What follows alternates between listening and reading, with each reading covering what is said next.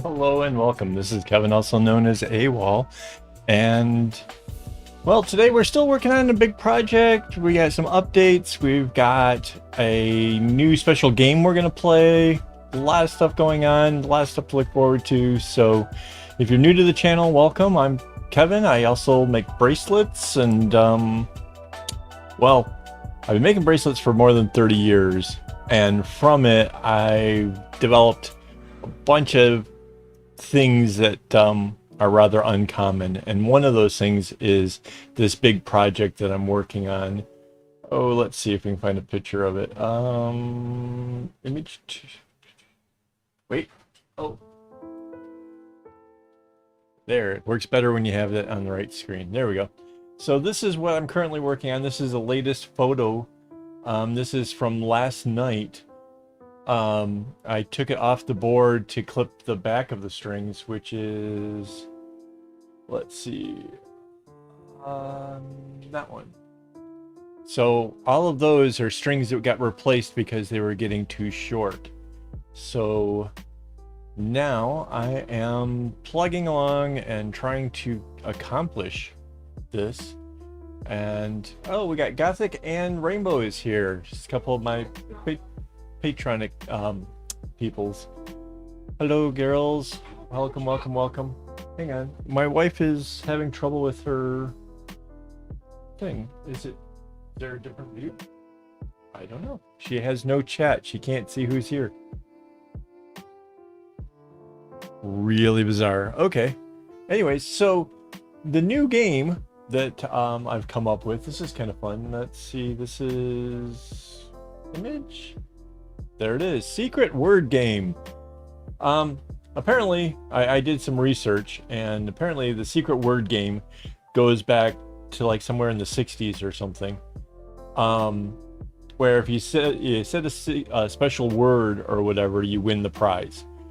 And I thought that'd be kind of fun for the chat and stuff. If you actually say what the word is in the chat, then you win that bracelet.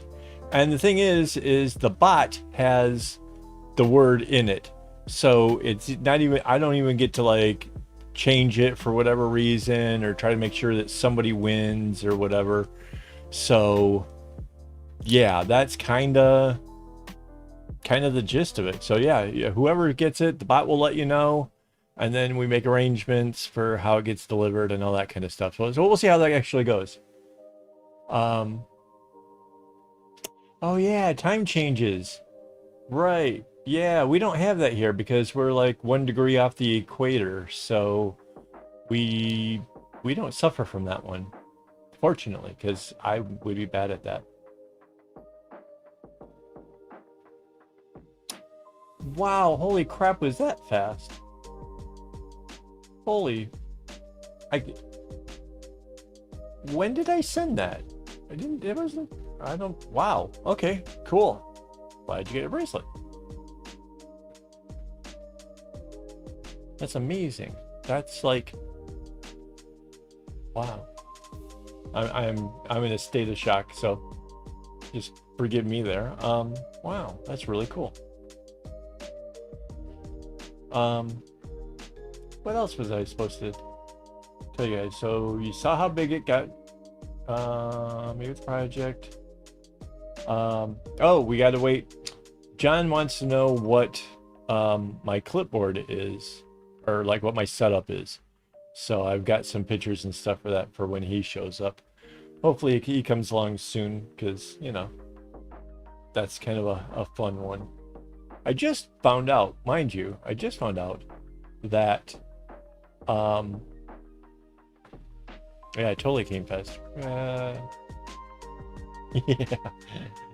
Like Wile E. Coyote, who's old enough to remember that he used to send away from stuff from Acme and get it like moments later.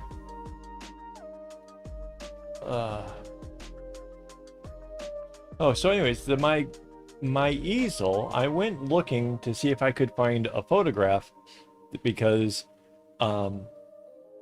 mine's obviously buried in string and everything here. So I wanted a photograph of it, and it turns out that my easel is actually available at Walmart in the United States. So it's like 25 bucks or something. But I found the photo of it, and I'm like, well, that's awesome. That's really amazing. And then I realized something else. So it's no secret that I have a big thing for clips. So let me show you something really neat here. So I have these clips down here at the bottom, right? And this is part of what I like about it, is I can take these strings and I can put them over to the side, and boom, it's up.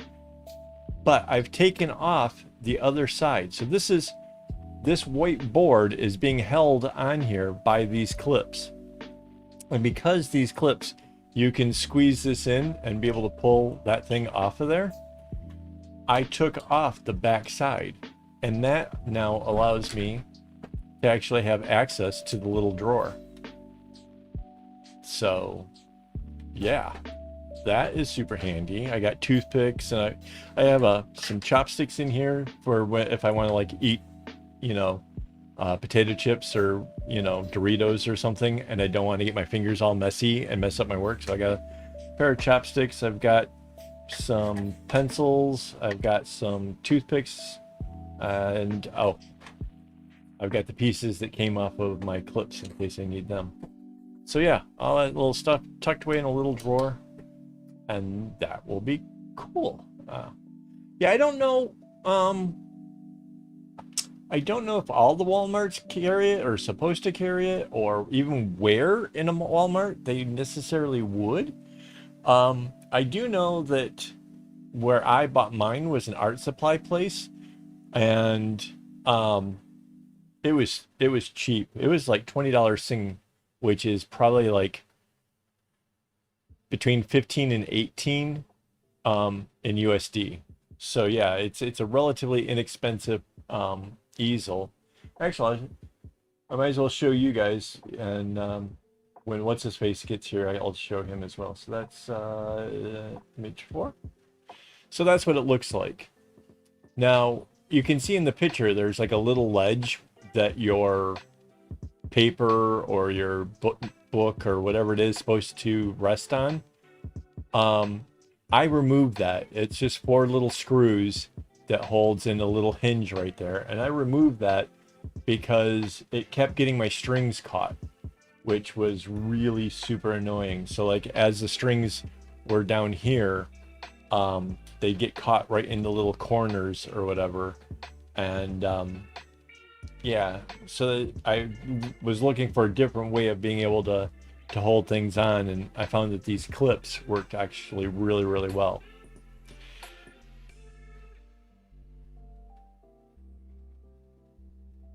So yeah, Gothic, I saw the pictures of some of the yarn, which I have to admit, like, holy cow, really cool. What are you making, like blankets with this much yarn? I mean, that you have quite a lot of yarn.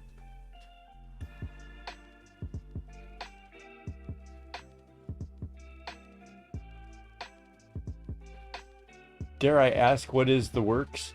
It sounds like everything.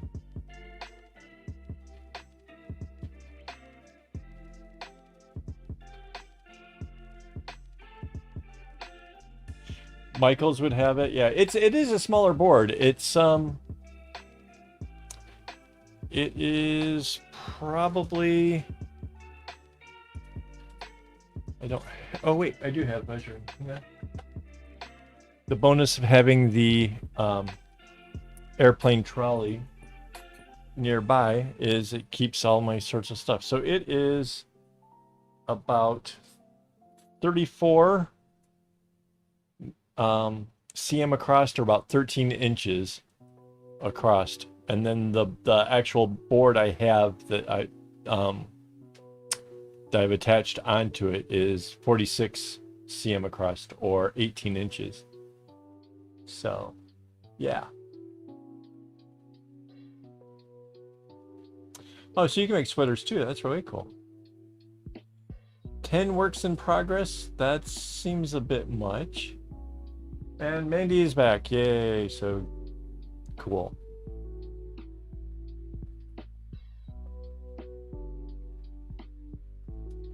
Trying to make sure I'm not missing anything in the chats here. But yeah, the little easel is super portable. It's nice. Anybody who is making lots and lots of bracelets, I definitely recommend it. The other one I have, the big one that's behind me, it's really super nice, and it gives me the ability to like stand up and work and do some other stuff, but it's a bit of overkill. It really is sort of huge. So honestly, I think this one really is just a better fit overall. So, but you know, I mean, whatever, it depends on what kind of space you're working in, I suppose.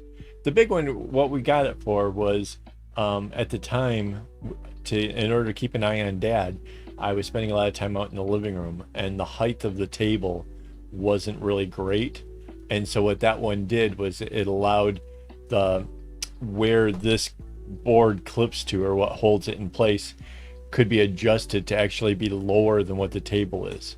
So that's, if that's going to be a thing for you, if you find that, you know, you want it to be either much higher or much lower than your workspace, then that big one, like back there, that one, that's the one to get.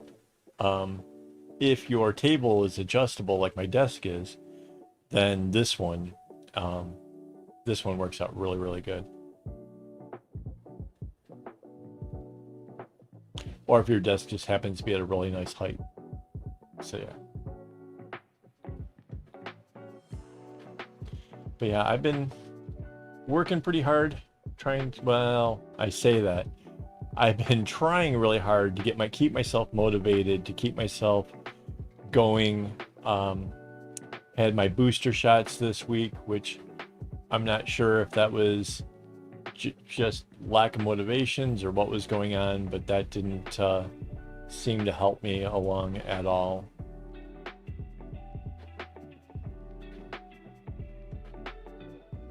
Oh no. Well, that's unfortunate.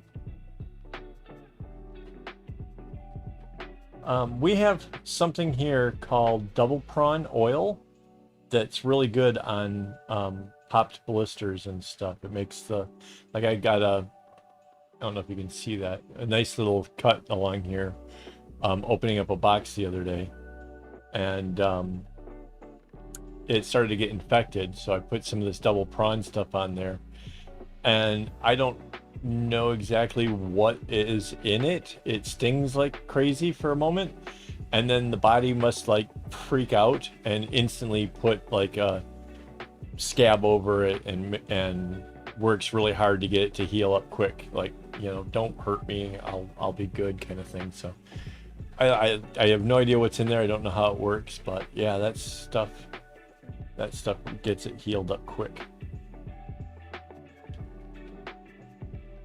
It's a little, well, want to say like sadomasochists or something to put this stuff on. It stings. I'm not gonna lie. If you go out and try to find this stuff, it burns. It is totally whatever. But the results are it heals whatever quickly. I got a nasty scrape on my foot from playing around on a skateboard, and the wheel caught on something, and I took off a nice big chunk of skin on the side of my foot, and it stayed kind of mushy and it wasn't scabbing over right, and I put some of the oil on it, and bam, I mean, it scabbed over immediately, and the whole thing was healed in about a week's time, and it was a pretty deep cut, so yeah.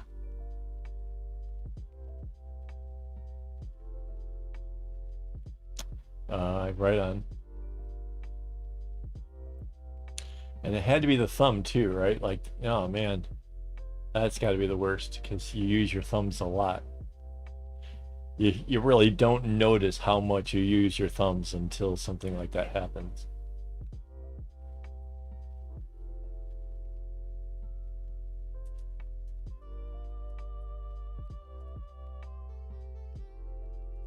So yeah, I've been really excited about this, you know, having a live stream and stuff this on Saturdays. I think it's fun.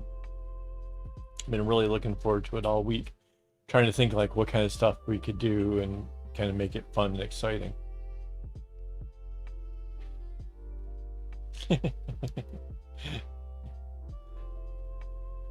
The cats get concerned that your thumb was out of action, like, oh no, plausible thumbs, that's what feeds us, damn it.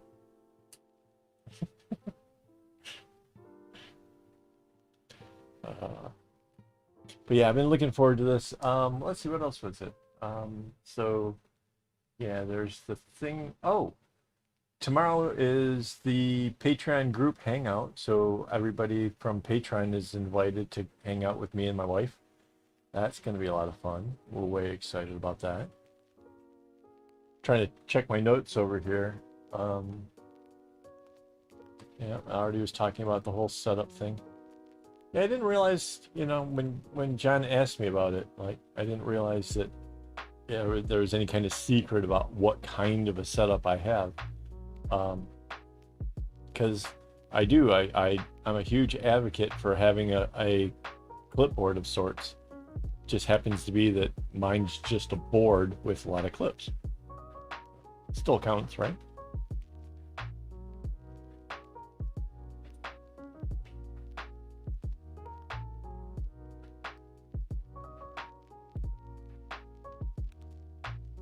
Well, that's unfortunate. I've never had to worry about cleaning up my house for a landlord. I can't imagine how frustrating that must be.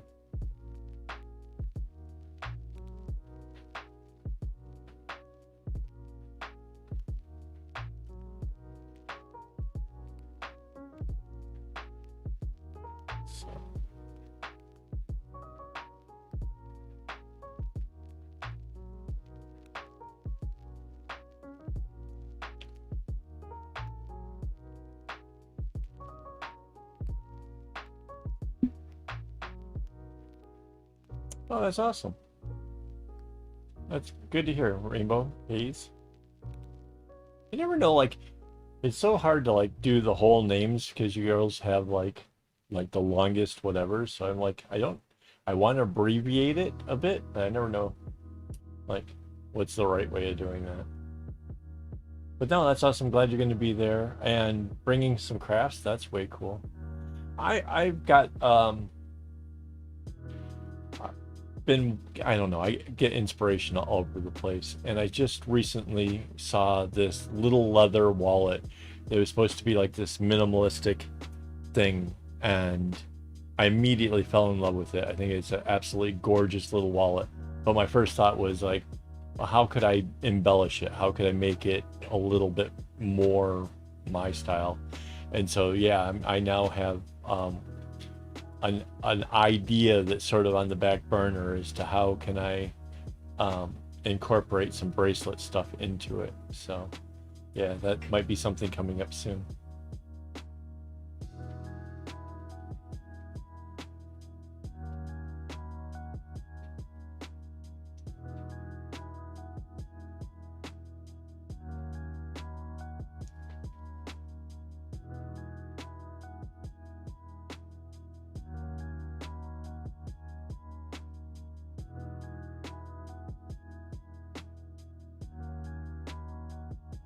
So what kind of, okay, so your landlord tells you you have an inspector come over. What is that normal? I've lived in a lot of apartments. I've never had an inspector come in while I was a resident. You know, that's never happened once. Is that a Canadian thing?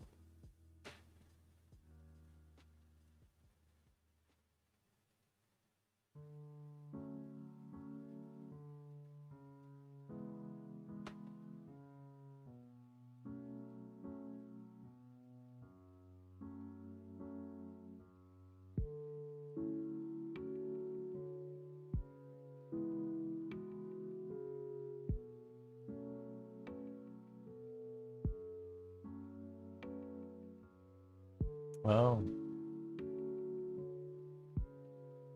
yeah, we don't. Well, I lived in apartment complexes, so it wasn't like renting a house or something. So I don't know if there's something different in how that works. Imagine it'd be a lot more difficult in a large compound of apartments to try doing anything like that. The insurance company must just do a bulk ballpark on what the properties are worth or something.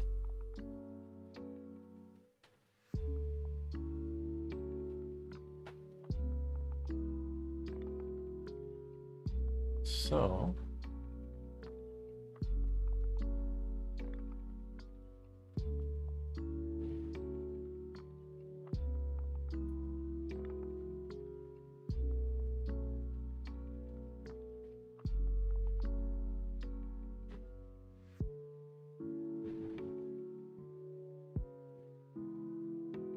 okay,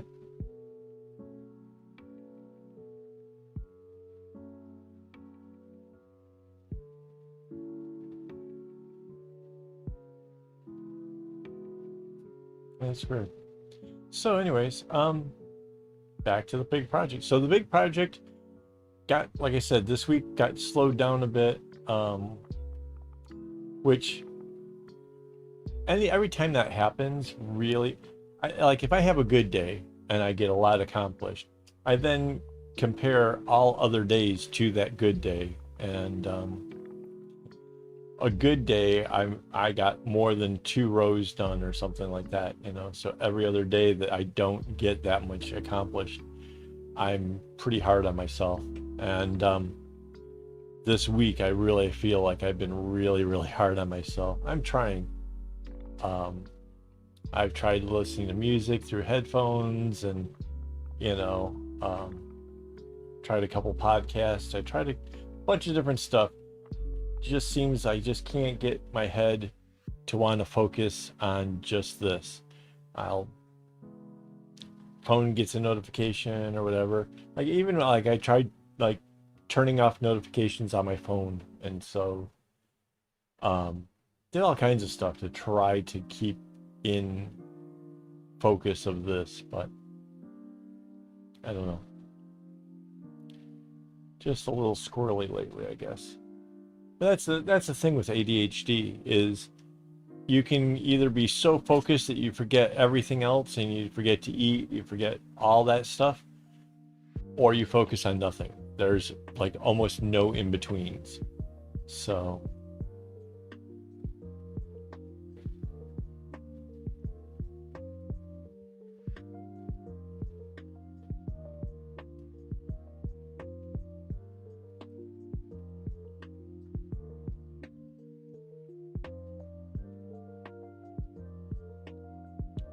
so let's hear more about like, so you got tons of yarn.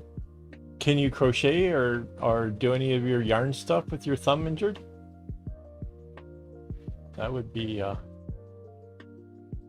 maybe at least you could do something, right? That'd be good.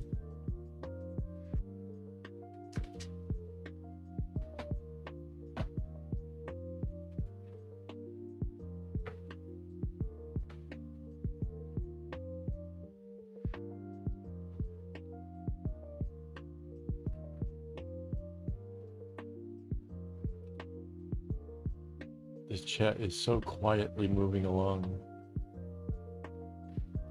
Oh, I know something else I can show you guys. So I was gonna wait until she arrived, but we can do this again. Hang on, let's see where is it? Find a couple.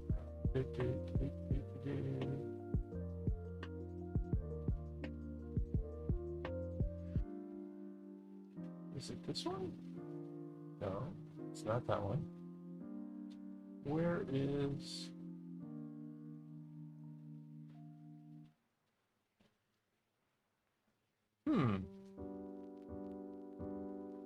That's the pattern. New project couple.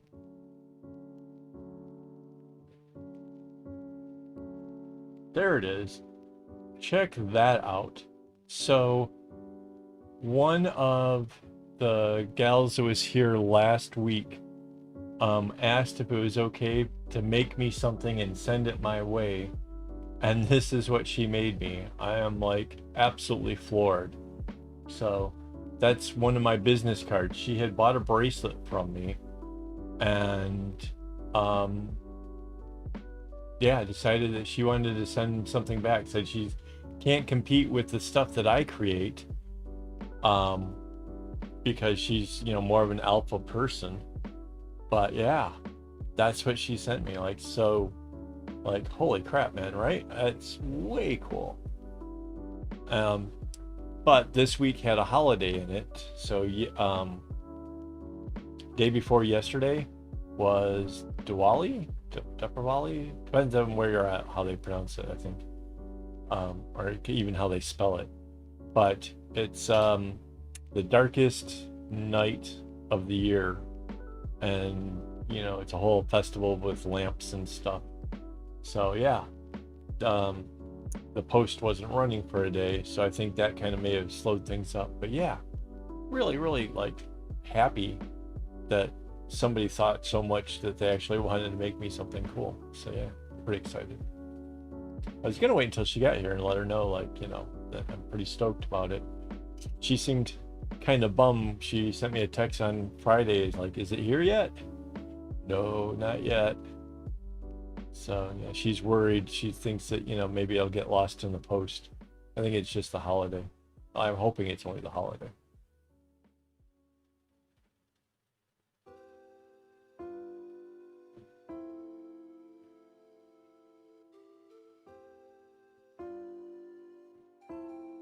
Right. Well, it's good that you can still do your hobbies and stuff, at least, you know. I think um, earlier today, I was warned about this, so I haven't actually mentioned it until now. I took a little bit of a skin off my finger moments after being warned to be careful not to take off and hurt myself. Um, doing a little thing for the wife. So yeah, I and had it been any deeper, we might not be doing bracelets here tonight. So yeah.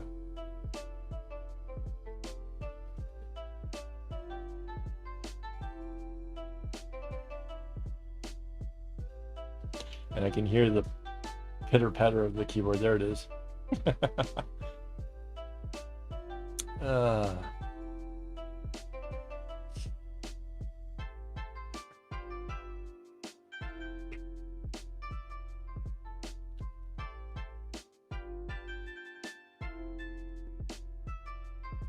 yeah, I think I see. For me, alphas feel a lot like cheating because you can literally make anything anywhere, and the whole trying to create a complicated pattern in a regular bracelet is more exciting. Yes, I know I'm in trouble. That'll this will end up getting me after the thing. So maybe we have an extra long live stream here tonight to help me stay out of trouble. Maybe she'll forget. 6 o'clock in the morning, you know, all groggy and stuff. Just to stay.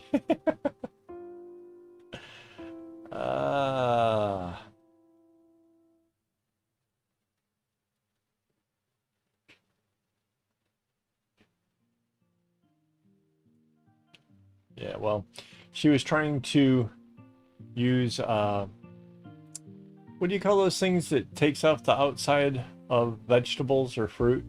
The little scraper thingy.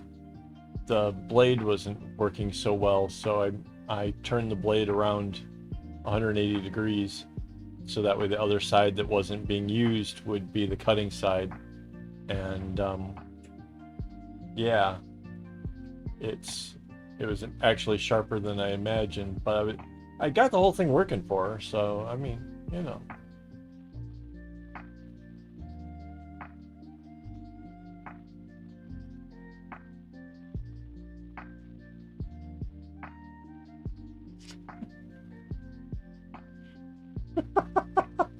The 8-ball's out to get me, man. Ah.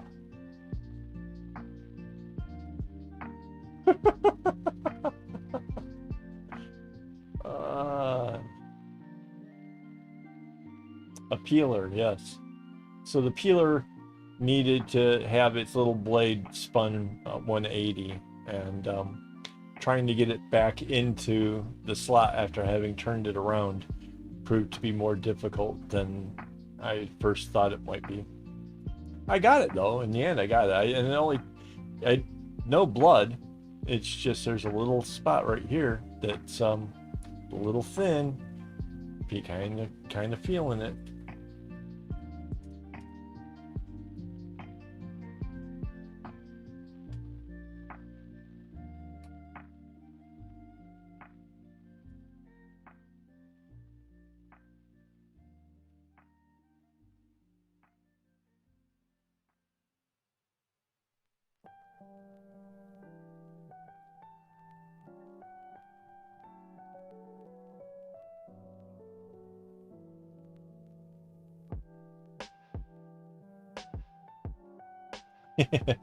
Oh no.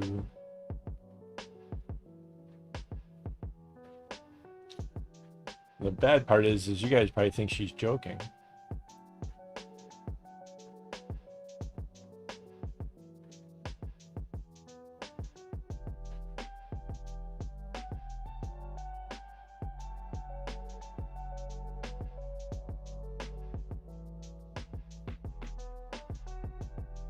Oh, so I've been doing some, we'll see if I can do it here later on. Some string changes where I actually do 2 of them at the same time. It's kind of a neat little thing. We'll see what happens up here, what needs doing and how.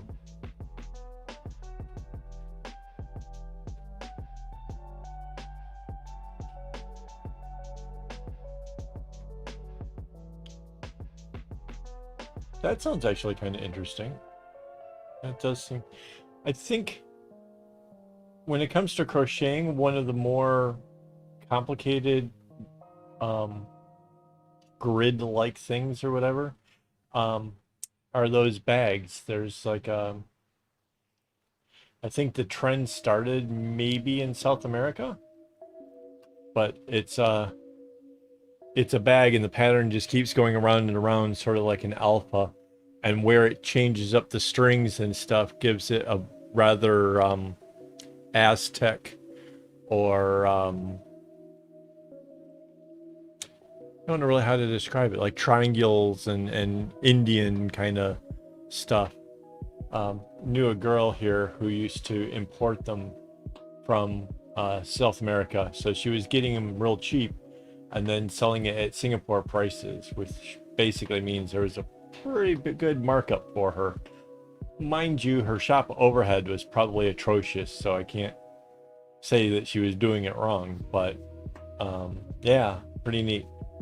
I tried to teach her how to do bracelets, and one of those cases of she discovered it's a lot harder than it looks kind of thing. So yeah, she at the end of the day ended up appreciating what I do a lot more just through having learned what's involved in it. And that's not like the first person that's ever happened to me. Like I get all excited, like somebody sincerely says they want to learn, and I get all like, yay, let's do this. And then they're like, no, you know what? I'm good. So kind of a bummer. Yes. Yes, that is it. Wayu. Wayu? Wayu?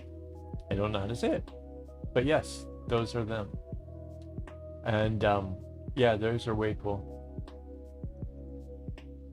Right.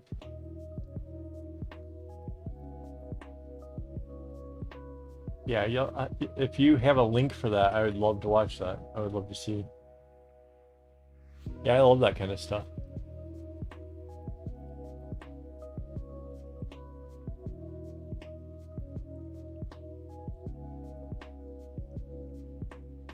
Actually, I'd like to find out. So, one of the um, guys I knew back in like 87, 88, he used to go down to Guatemala and get a ton of bracelets really cheap. Like he would get like a fairly wide bracelet for like 25 cents, and like the smaller ones, maybe like this size, he could get these things for like less than 10 cents a piece. So he would basically take, all his income, save it all up, buy a whole boatload of these things, and then, use it to go on tour with the band The Grateful Dead and sell it and use that money to get tickets or to go see more shows or for substances that, I'm not allowed to talk about because YouTube would have a fit. But yeah, he would get a whole boatload. But I'd like to know more about like what their culture was, because where are they getting yarn? How are they getting pattern ideas? What's the whole deal on that? And he said that, as far as they're concerned, they're more than happy to sell them really cheap, because back then $1 would buy a week's worth of groceries, so 10 little bracelets and you get a week's worth of groceries. To them that was a great deal. So, and their bracelets were, I wouldn't say it's necessarily yarn, but it wasn't really good DMC stuff. Okay, yes, shoot me that in like a WhatsApp or something, because I don't think I'll be able to get it from here.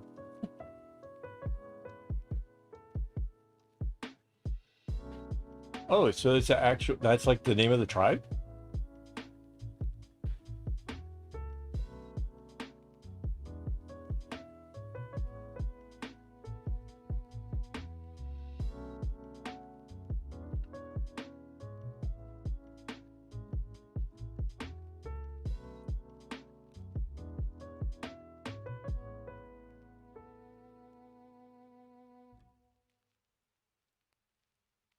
Well, now I feel bad about saying to make their stuff if it's actually a tribe that actually does this stuff.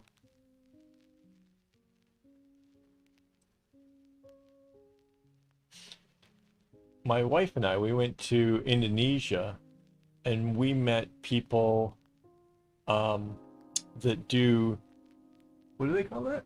The with the begins with the B.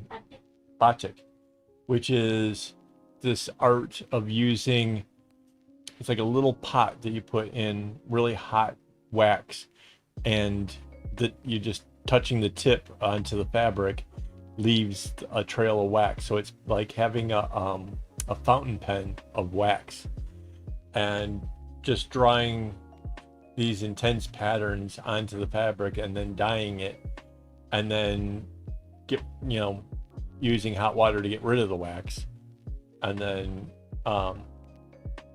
some of their patterns like require going in and out of the dyes 2, 3, 4 times to give it the depth and stuff. Absolutely amazing. And yeah, I ended up giving them bracelets. Like all the girls that were there, I gave them all a bracelet. It was pretty fun. And at first they thought they were gonna take my entire ring full of bracelets. I'm like, whoa, whoa, whoa, one each. And I had to get somebody to translate that. Like, no, you can have a bracelet. I'm not giving you everything I got. Jesus Christ. New.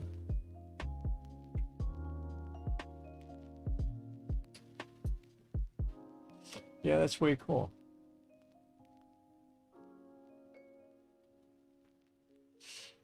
Yeah, see, one of the things I want to do is I'd like to get my channel to become popular down in South America, because some of those people are amazing at making the bracelets. And if they could learn that you can make way bigger stuff. Thank you um, for the link. But yeah, if they could learn that they could make bags and other stuff out of the same technique, I think we would see some real change in the bracelet making community.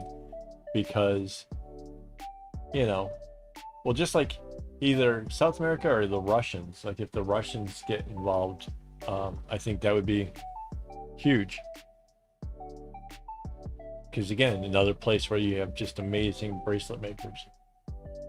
Actually, I think, I don't know where she's from. I want to say that Pamela Nye, I know she shares stuff on the Russian version of Facebook, and she's taken some of my techniques and run wild with it, and has gotten really good at making like the spiral cylinder bag bases and stuff like that, and even has it down to where she might even have like a formula or something on how to get the circle.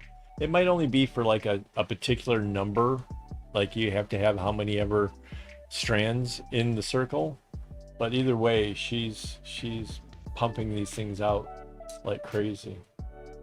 So yeah, way impressed.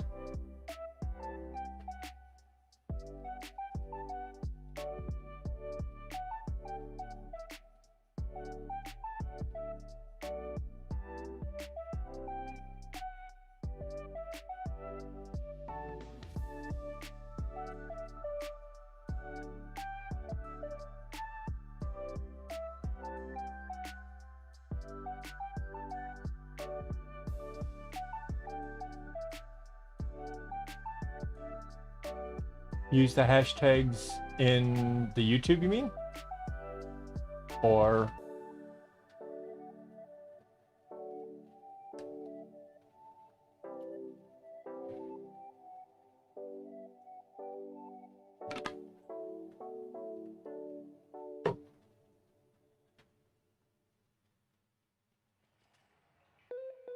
and I'm not sure what that one is. The old, what's,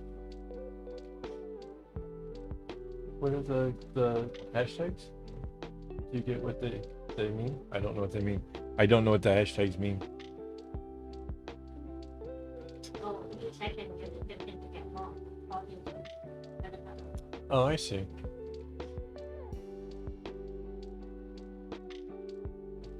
Yeah, because I honestly believe that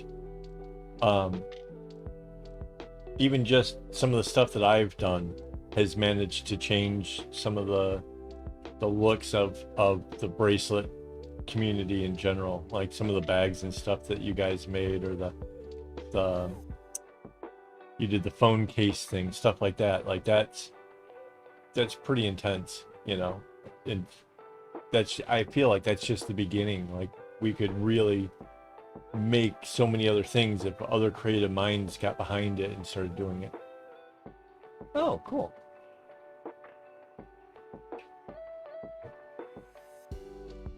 Cool. Because yeah, I mean, I've done some neat bags where, you know, you have flaps going over the top of it, or, you know, small ones for business cards, or big one, and, you know, your ID and like money and stuff. But, and I've done some really big ones like hold iPads and stuff. So yeah, I kind of feel like I've done a lot of things, but I know that it's only the beginning. It really is. It's only the beginning of what can be done. Even this wall hanging, this is going to be the inspiration that sparks some people into doing some other amazing stuff. I'm sure of it.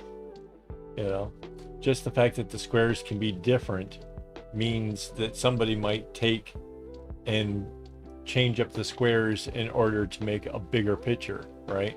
You could have, using this right here, the way these things can all be different, you could create an almost alpha like effect on a bigger scale while not it without it being alpha at all, you know.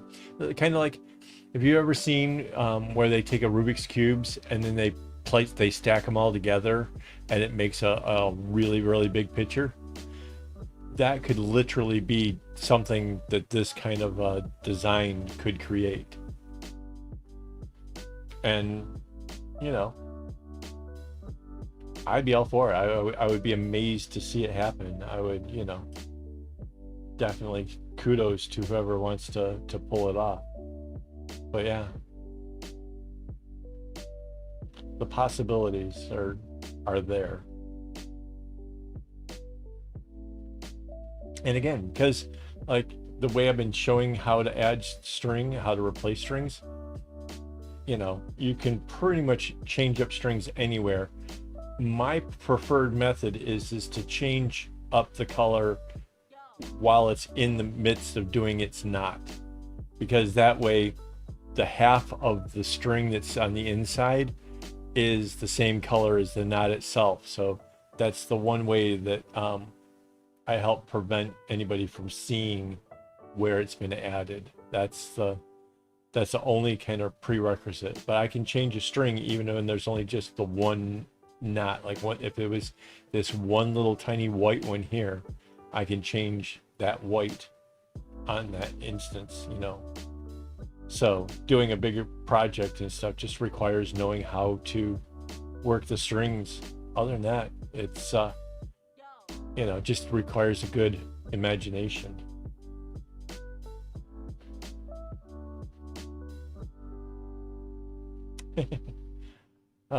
Stream Elements trying to talk about the coffee. I have actually finally hit the age where I now have decaffeinated coffee, so that way I can enjoy a nice hot drink in the evening without disrupting my sleep.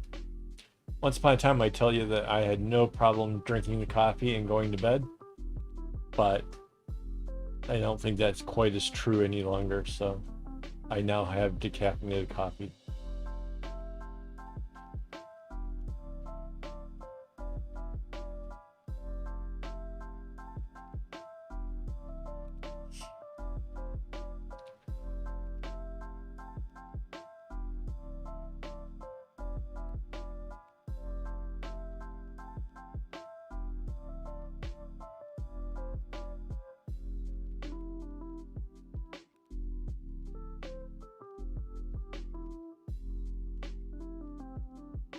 Cool.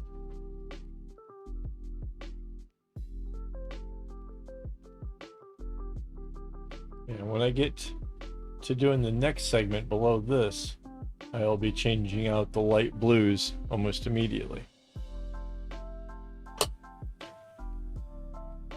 Is what it is.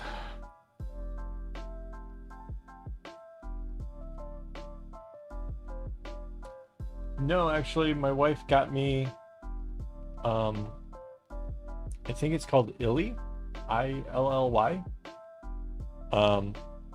which is actually a pretty nice coffee. It's like an instant, I think. Yeah, I don't honestly think I can actually taste the difference in it. It's, I guess the only thing I'm kind of trying to dial in, like what's the right amount of water to the right amount of powder. But yeah, no, I can't really taste the difference. And it comes, oh man, you're gonna love this. So if you're looking for a decaf that doesn't taste too bad and comes with an amazing container that I'm totally convinced I'm saving these containers and using them, I don't know what kind of crafts or what for, but they just seal up really nice and it's just this really nice size. Yeah, this Illy decaf stuff, man. It's I don't know.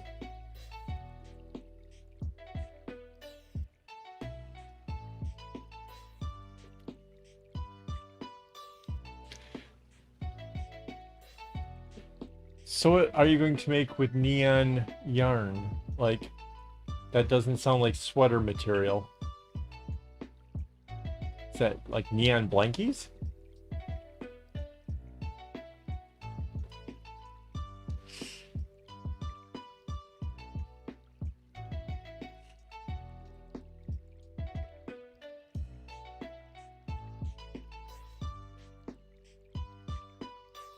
Yeah. Yeah, certain containers are really, really good for that. And this container is exactly like one of those really, yeah. That might actually work out really good. Like I could see that in the room where we have all that stuff. That would work out.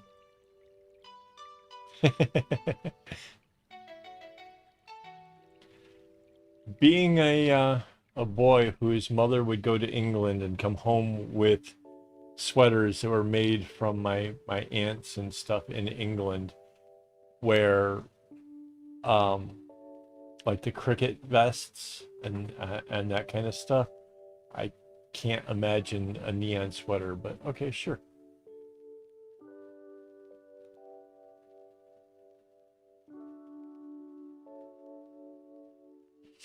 Most of my sweaters were way more traditional.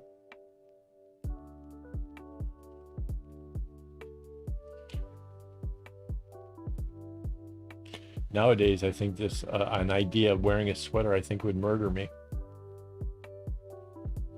Don't want.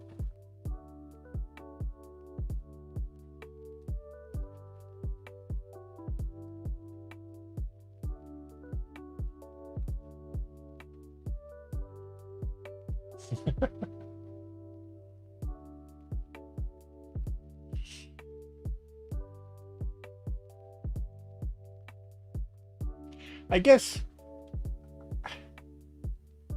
I guess it depends.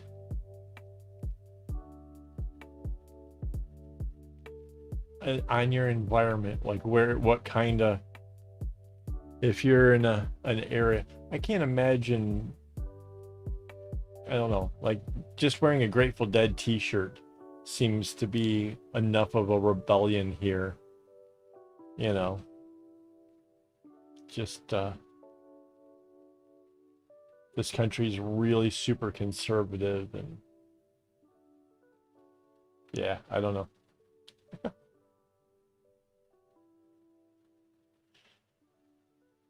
So I'm trying to work out where I'm going to change this blue at. I think I'll change it in the next one.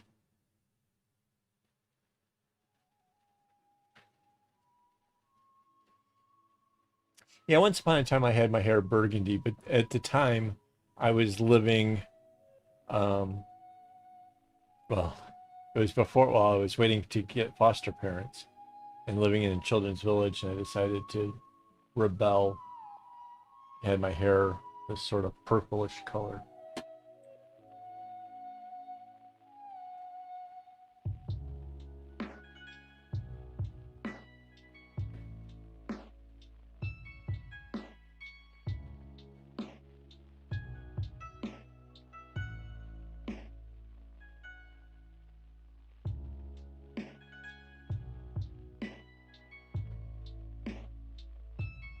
There's somebody I'm following. I want to say they're in the US. I'm not 100%. Could be Australia. Really don't know. She makes shawls, and her big thing is it's like 3 swirls, maybe 4 swirls that make up the whole shawl, like the thing you just throw over your shoulder. Really way cool. And like she's got some that are neon, and she got some that are earth tones, and she's got some that are, you know, whatever. She just makes them all. And judging it by the frequency of her posts, she's able to put these things together relatively quickly, because it seems like every other day or something there's a new post, which I'm not sure if that's helpful or not. Like if you show that you can produce something so quickly, then does it make it where people think that they shouldn't have to pay as much? I don't know.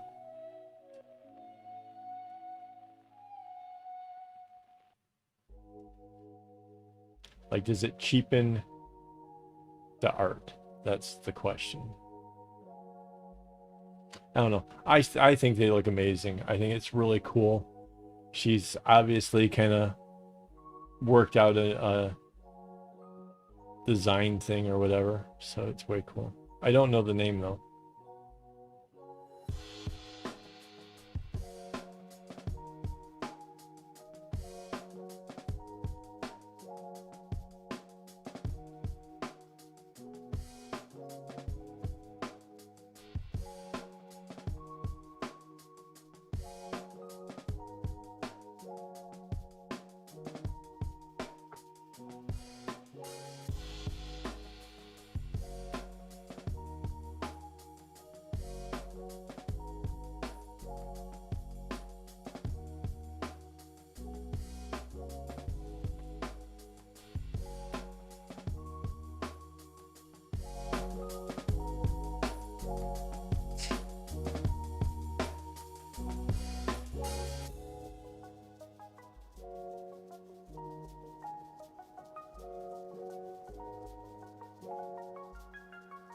Right. Yeah, like I said, like, you know, it's, and it's not like it's so, some crochet work is sort of really tight and you can't see much through it. Her shawls, you can totally see through it. So I don't know, I guess that would make it a bit faster, but I mean, when I say cheapen it, I mean like, so if you got your bracelet that you make takes you 6 hours, you want to be kind of compensated for 6 hours. If they can kick out a shawl, which seems so much huger, but they do it in the same 6 hours, it doesn't seem like the shawl should have like the bigger price tag or whatever. But sometimes it seems that that's the way it kind of goes.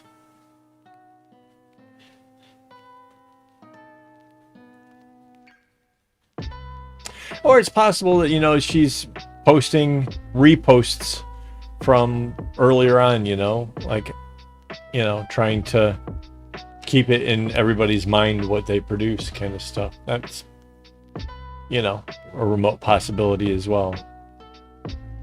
I just worry about some of that kind of stuff, like how those things would be perceived.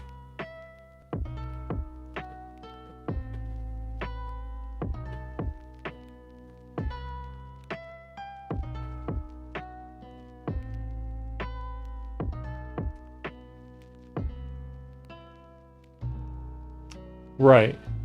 Right. Yeah, like my mom used to do doilies versus a sweater, and doilies are way more intensive or whatever. Even like compared to like doing an Afghan, a doily being that much smaller but that much more intricate could actually require more work. That's true. Material.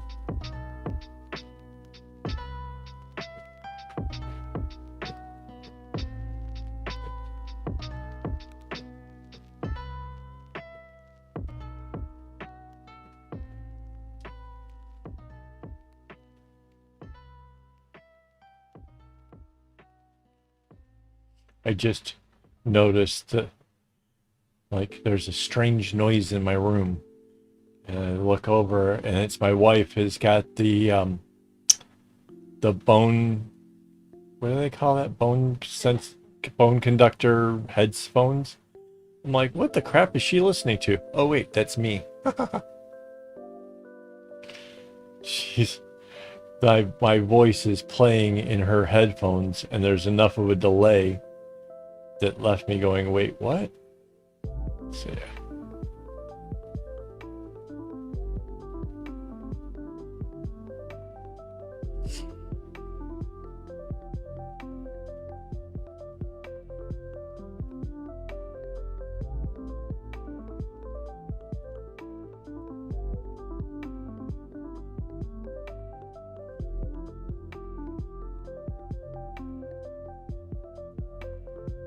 You're right. Oh yeah, we were looking at, I wanted to make a bigger bag out of the hand-dyed stuff. Um, who did we get the hand-dyed stuff from? Creation, yeah. Creation Chaos.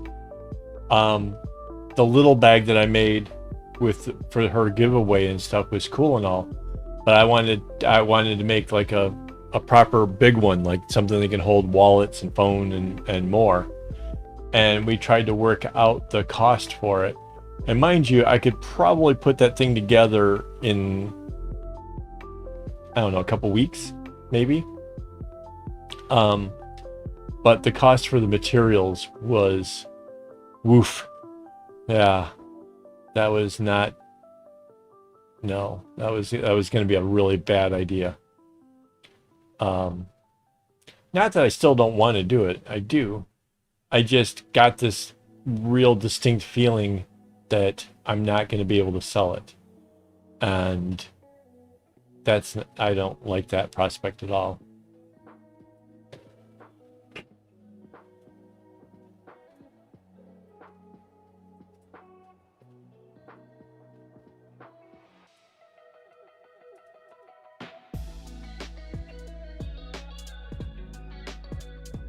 Is it the pearl cotton kind that you have?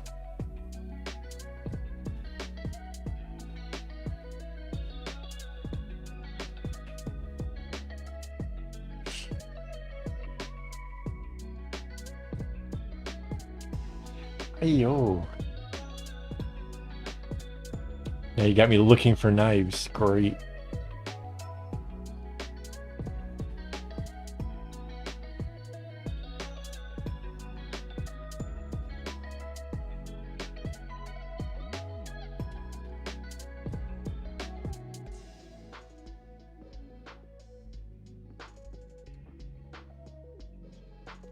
Nice. Yeah, I'm definitely thinking of getting more. If I do, it's going to be for another project, because I really like the way that other bag had worked. I just think it would be amazing to do it on a bigger scale. Sadly, it's because the pearl cotton is so thin. Even when you double it up, it still comes out really small. Because the bag that I did for the giveaway, right? It was my normal small bags were like 4 segments, and to fit like a credit card and that kind of stuff in there. And I was excited because the amount of string I had was going to be enough for me to do 5 segments. So I'm like, great, this thing's going to be really big, and whatever. But the string was so small that actually having 1 additional segment was what it took to make it actually fit the credit cards, just like the other things. So yeah. Are you telling her to put me out of my misery quick? Is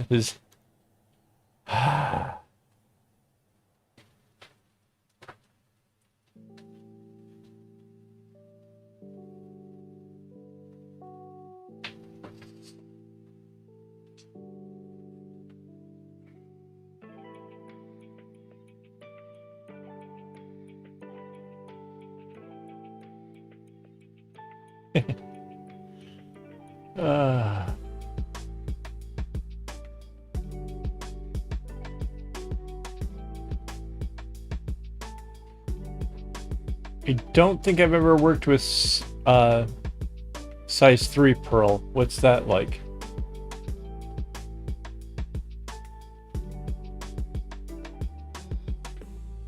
I'm going to ignore the little kibitz session here between the other 2 girls.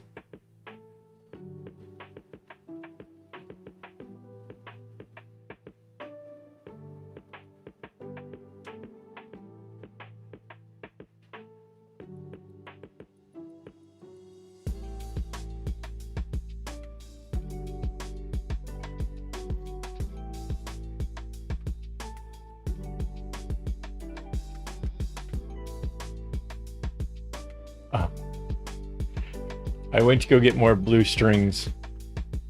Turns out I had a chance to change these ones here. Didn't go far.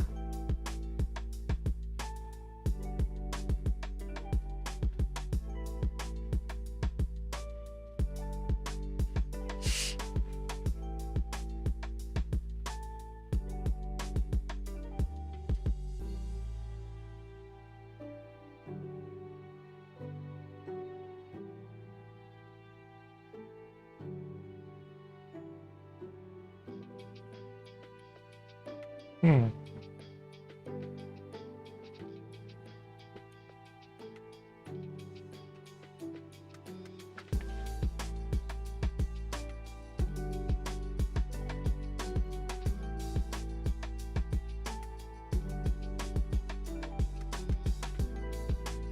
Now I kind of want to try that out a little bit. I have a small group of bracelets around here somewhere that are, their sole purpose was to help me gauge between making stuff. Between the first bag and the second bag, both being the same equal number of strings, but using two different floss suppliers, the two bags are incredibly different in size. So I now have swatches of different strings so that I can kind of gauge what it would take to make whatever size thing I'm trying to come up with. And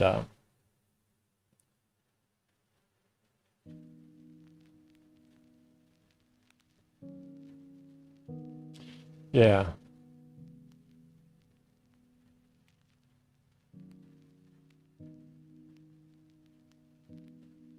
Yeah, and a lot of times you really can't mix and match and play with the different size stuff in the same project because, well, unless you're like crocheting, but to do the knot work and stuff, it just makes it look like whatever you're making is sloppy.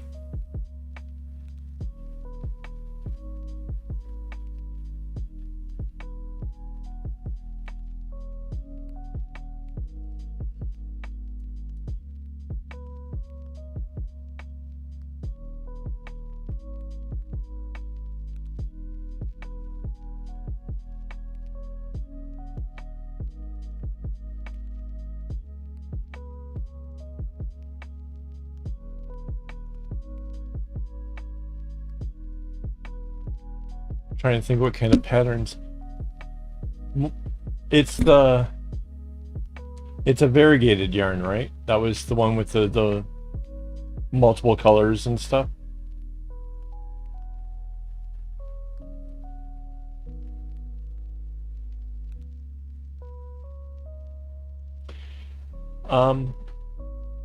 I played around with some variegated yarns that I picked up while we were in Thailand, and basically, even if they're far apart, if you do a zigzag, if you come down with a solid and then you go with your variegated, whether it's changed up fast or slow, and then do another solid and then another variegated, and just basically let that go through a zigzag, it comes out really, really good. It doesn't matter where the change-ups are.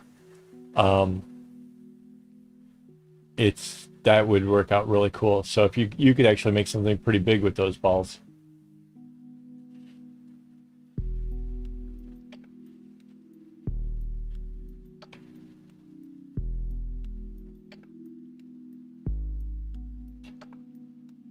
Wow.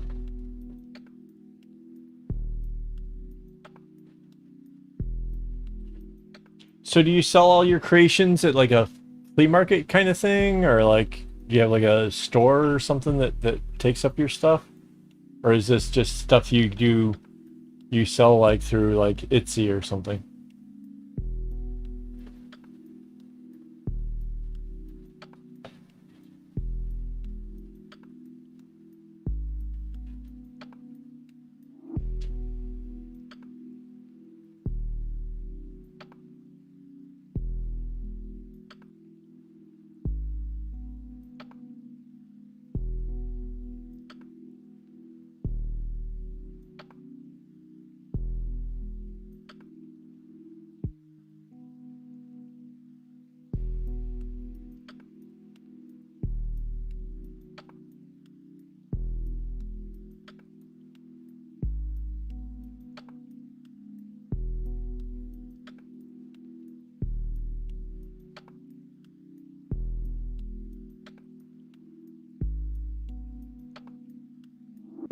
Oh wow, that's way long.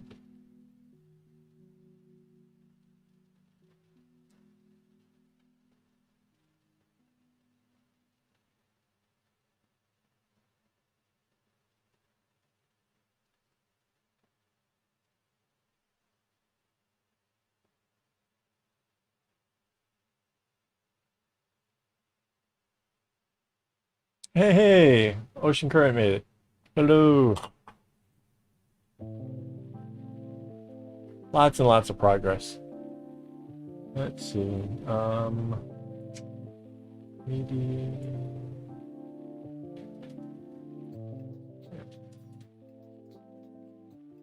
That's what we're looking like so far. This was from yesterday.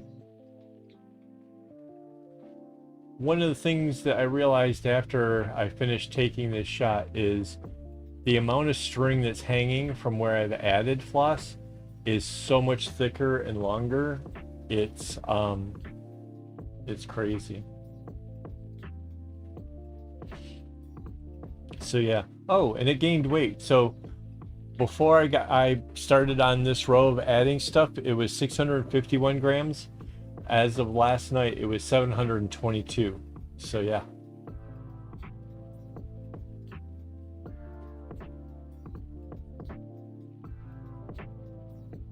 I can't remember where's Ocean Current from.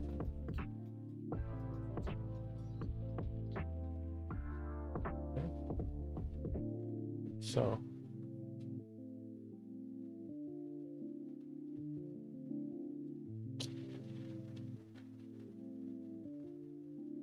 yeah, lots of progress, lots of change ups. Ooh. I'll have to change one of these oranges. All right.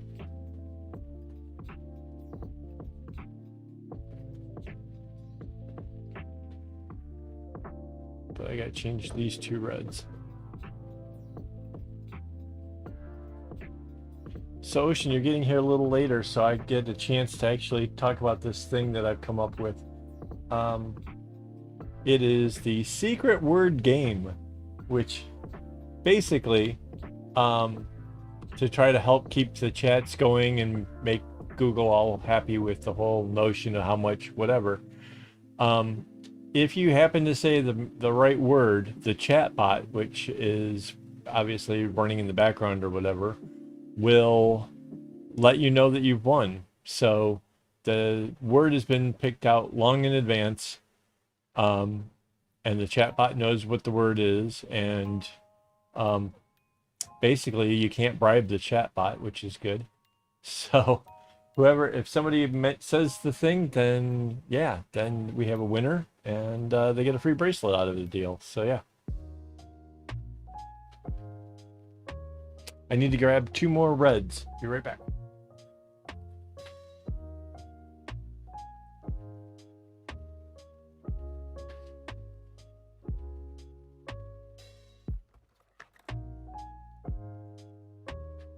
I don't know if you can see it, like right there is a tea light candle, and over top of it's like the little thing of water with some oil in there. I've got some eucalyptus oil because my sinuses, we must be like in the rainy season, and it's just got my sinuses going crazy here as of late. So yeah.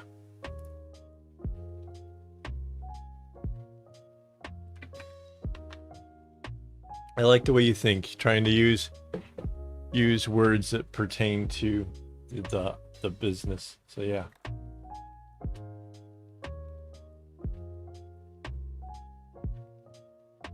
Oh, and so if nobody gets it tonight, the plan is that, yeah, a little bit too obvious. The plan is if nobody gets it tonight, then I will give a clue via the YouTube community thing, like where you do comments, or I don't know what they call that. What's they called? Community? It's a community page. Yeah, on that tab. So I'll give the clue there, and probably Instagram. And yeah, I think it's a fun kind of idea. Like I said, there was a game, the secret word or whatever was a thing back in the 60s. Groucho Marx, part of the show, like This Is Your Life, had a secret word, and but he would try like coaxing people into like saying it, and then they'd beep the horn or whatever and make a hoopla over it. I just thought it'd be a fun way of having a little contest and stuff going on here. Well, not contest, it's more a game. Contest in my mind involves like trying to do better than somebody else. That's not what this is. This is just trying to think what kind of word would I come up with.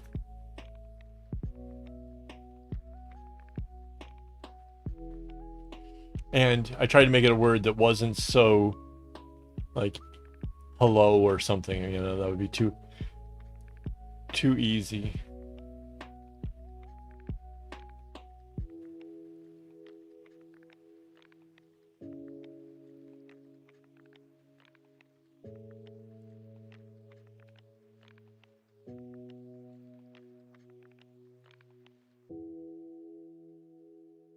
Yeah. I don't know if you can tell. This camera angle makes it hard to see, but to me, like this string right here is way short. Like it pains me to work with string that's that far down.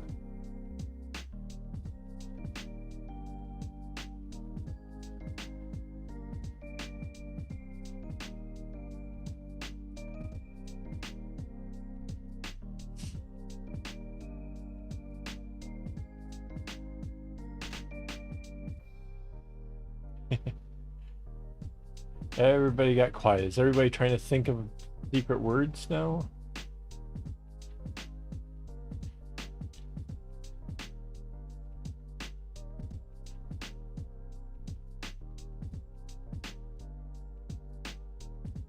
There. So, adding strings as we go here. Trying to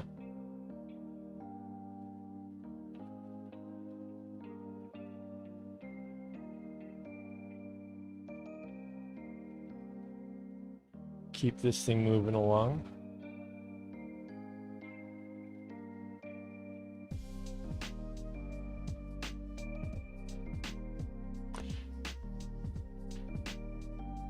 I honestly feel like I should do live streams more often, because I feel like I'm way more productive when I'm under the lens of people watching what I'm doing.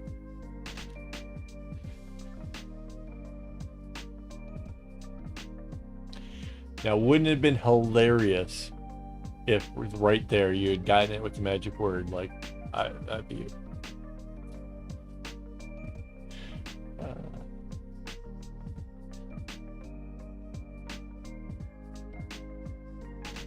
Hey, honey, can you do me a huge favor? Could you get me the cramping tablets? The tablets for the cramps?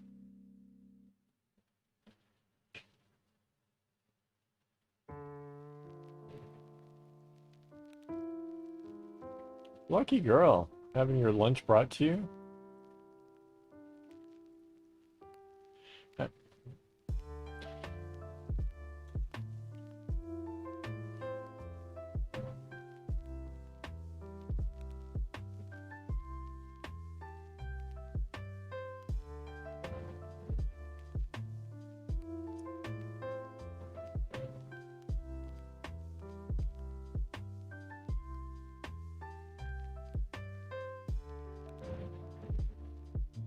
But you're not the Singapore one, right? Ocean? You're not the Singapore gal, right? Because I thought that was somebody else. You got it?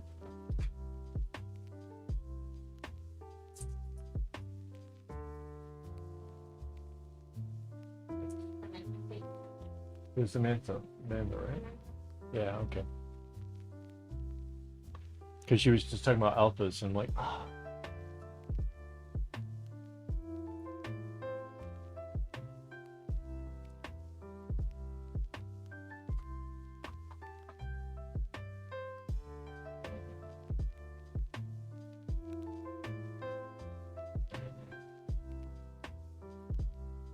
We should work out a way that if you're talking about projects that we could, I know. Does everybody here have Instagram? Because if you're talking about a project, you could share the image on Instagram, and I could get Mandy to look up the accounts and actually see whatever you guys are working on.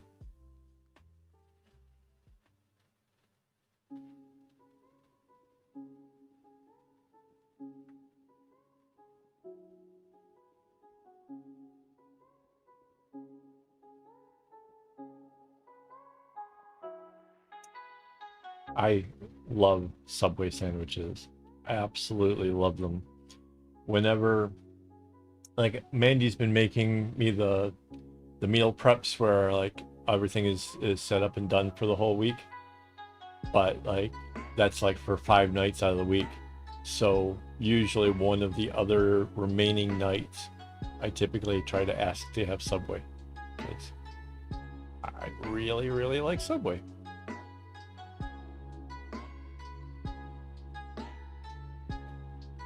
Plus, the meal thing is because I'm seriously trying to lose like 5 kg more than I've already lost. So I've been getting like the chicken teriyaki sandwiches because that's like one of their low-cal things.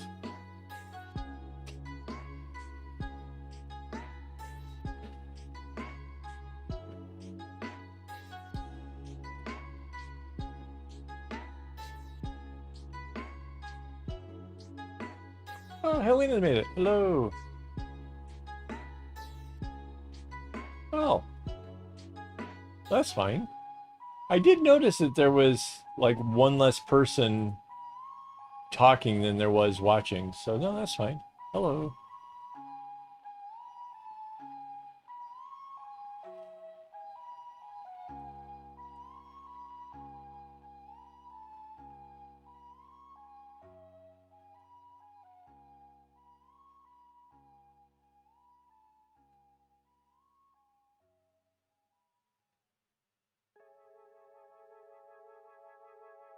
Oops.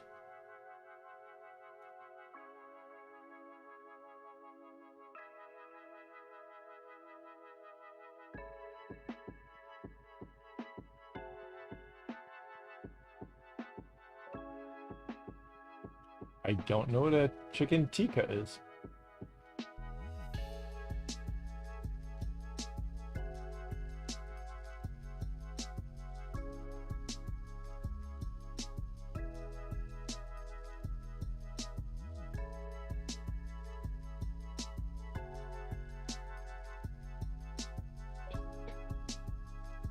Is that it? Not at all. Huh? Not at all. Oh. In your movie. Is it?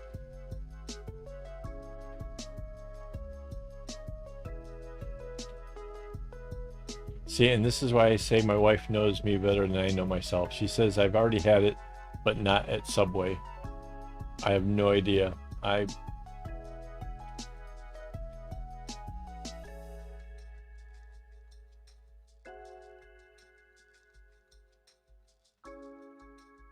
Cool. I like curry stuff.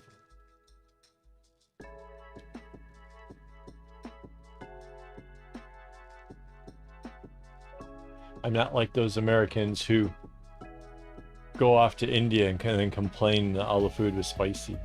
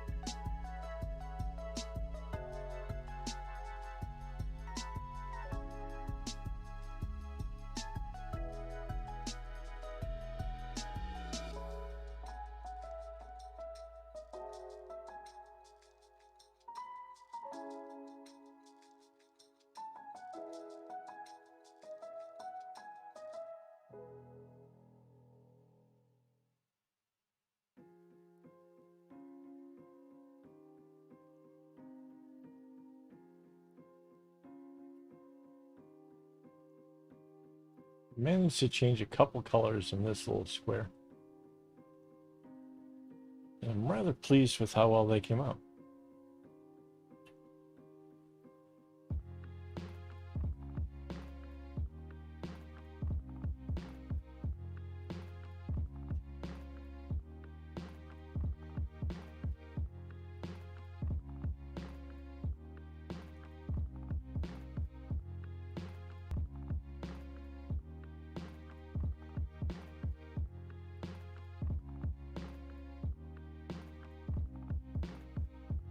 Wait, isn't the party sub like ginormous?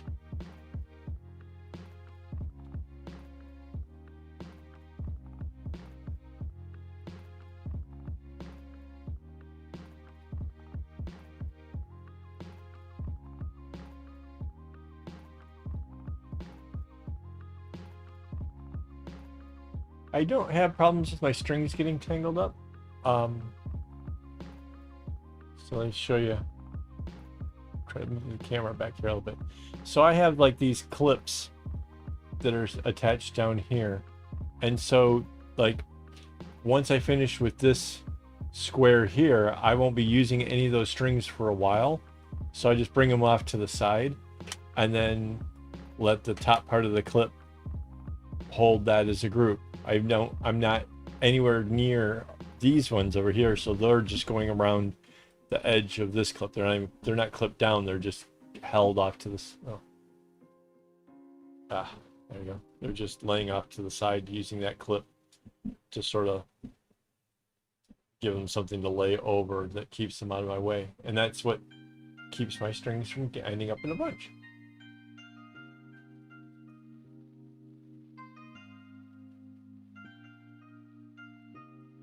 But yeah, and then there's, whoops, over on this side, I have a clip that's holding this, and then this clip is where these strings are just kind of going around it.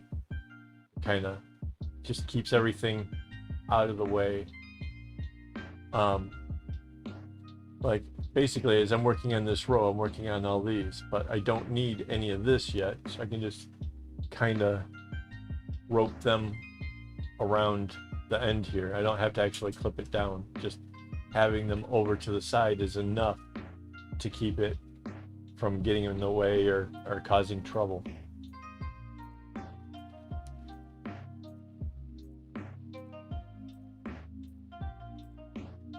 If I was working on a board like just off my lap or whatever, I would have a clip at the top holding the work in place. I'd have a clip on either of the two sides to be able to lay the extra strings over, and that'd be about it. But because this is so big and there's strings in all different directions, I have more clips added just, you know, to kind of keep things where I want it, basically, I guess. Yeah.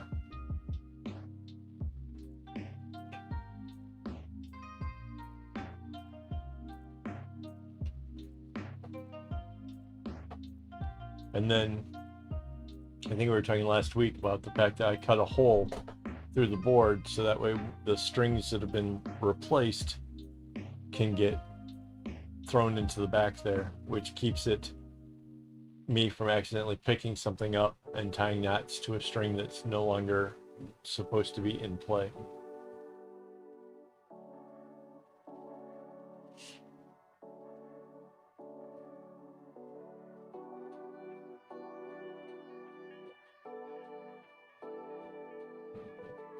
Well, hopefully that helps. Because yeah, this is this one. So that's the hole, and you can see two of the clips that are actually holding the board in place. But that's the hole I cut through there, so that way the cut strings could go through it. And then let's see, this is the easel I'm using. So the only modification I've done is at the bottom there, like above where the drawer is, but at the bottom of the easel itself, I took out the 4 screws that hold that little bar in place, because the strings hanging down would get caught near where the hinges are, and it was kind of tearing up the strings a bit, so I didn't like that, and just took that little thing off and used these clips instead. And when looking for the image for my easel, when I did a image search, that image is from Walmart. Supposedly they sell it for like 25 bucks or something, so it's not a terribly expensive easel at all. And the bonus is you get a little drawer that you can keep, you know, your scissors or a needle or something in. You know, I got toothpicks in there because it never fails. If I eat something, I get something caught in my teeth, and then I can't rest until it's been, you know. So yeah, I got like toothpicks. I got some pencils. I've got, oh, in order to open up the drawer, here, I'll show you this. I was showing them earlier. In order to open up the drawer, these little things on the clips, I had to take out the bottom sides of it so that way they weren't in the way, so I can actually open this up. And that's where the other pieces are kept, is in that drawer. So if I ever want to use the clips again, basically I have to put those things back on.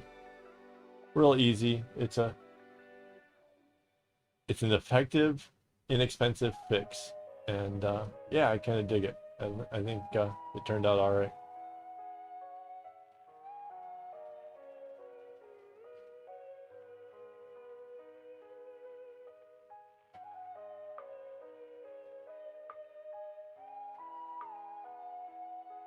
And the whole nice thing about the easel is, honestly, like when I have to get up to get more string, or if I get up to go to the toilet or something, everything is right how I left it.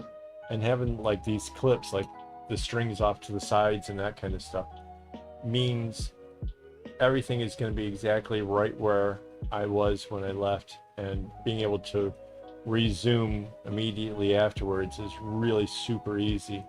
I don't have to reorientate or move strings around or whatever. Everything is just like how I had it.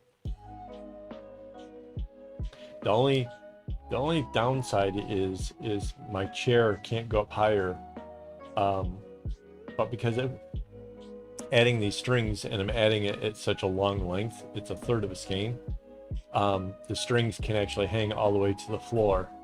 And so there's been a few times where I've like moved the chair and gotten the strings caught into the little rollers of the chair, which is not good. So if anything, I would just raise the chair up a little higher and raise the desk up to match, and I wouldn't have that problem.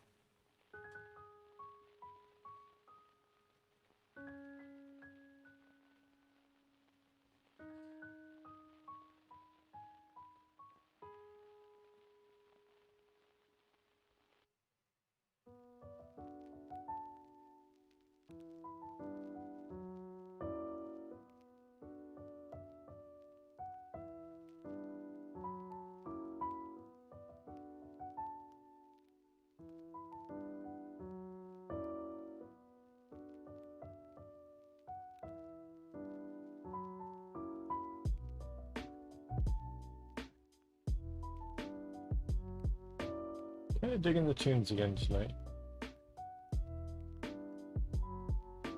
Kind of relaxing. And see, like, all the strings over here, like I'm only going to be using this little group to work on this little box at a time. So those are the only strings right there. And I can just drop these off to the side. I don't have to like try to fish through them, make sure they're all whatever. Just have to work with these. And because I have kept them aside and they're not too much whatever, it doesn't get tangled.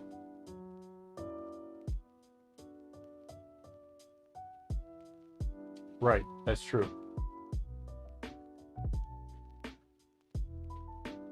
Yeah. No, so yeah, they won't be on the floor for long. Basically, the only ones that are long enough are these right here. Like everything on this, everything to this side is too short. This group where I've added strings are long enough, and then once they get to this point, everything gets shoved off to the side. So there's only a small area that it happens to. And yes, my big concern is if it get caught in the wheel, then I could damage the strings, and then I have to change those up even sooner, because it's going to be at the very end, right? So it probably won't be that bad, but it's still damn annoying.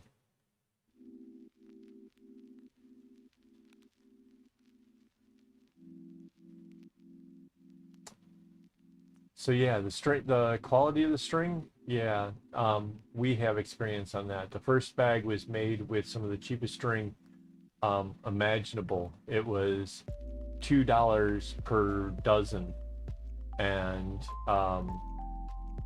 if you tried to pick up one strand, everything was coming with it. It was like Velcro. Mind you, the colors are gorgeous. It was a beautiful bag, but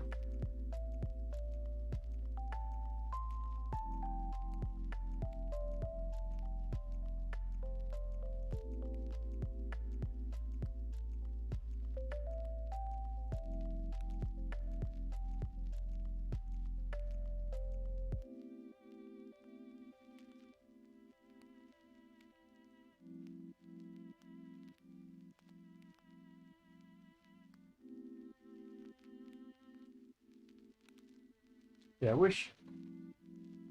This one? Nope. Whoops, sorry, wrong one. So yeah, I wish in this video I had managed to show how much denser, how much longer the strings are on that side to the right. The stuff to the left is relatively short, but everything over here on the right is way longer. It's amazing the difference that goes into, you know, just having done this one or whatever.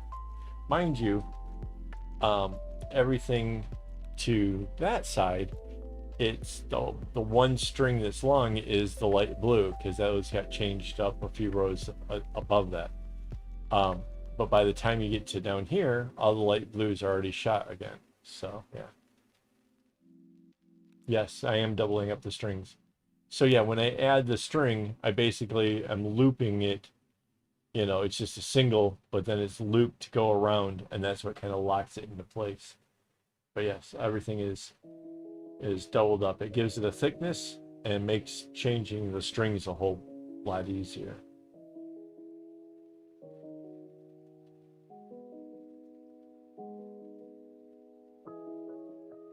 I know that Rainbow Haze doesn't seem to like to double up, but me, I've been doing it for a really long time, and it just almost seems more natural to me. I don't know why, but yeah. I know it's not everybody's cup of tea, and that's okay. I'm a coffee drinker.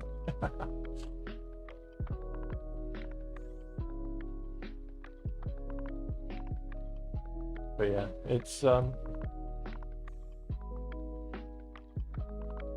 it gives it a certain thickness I like. Mind you, can you imagine if I had done this single stranded? Holy cow, it's what, 4.5 foot wide? Hey, John made it.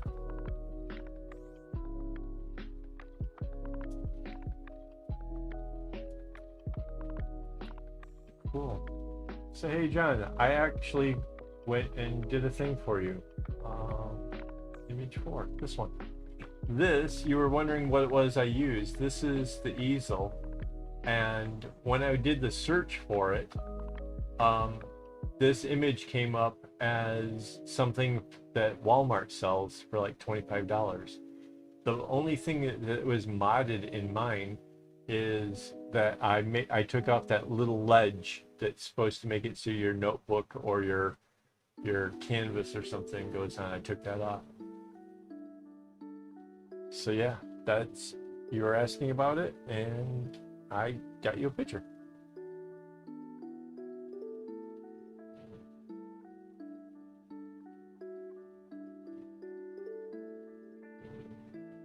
Right. Well, again, so you can use a thicker yarn to be able to get this achieve the same effect of thickness. But when I when I add a string, because this is so huge, I like how it locks it into place because I put a loop over the other strings. So that's something that if I was only working with a single strand, even if it's a thicker single strand, I would have to like clip it in behind so that way I didn't actually pull it all the way through.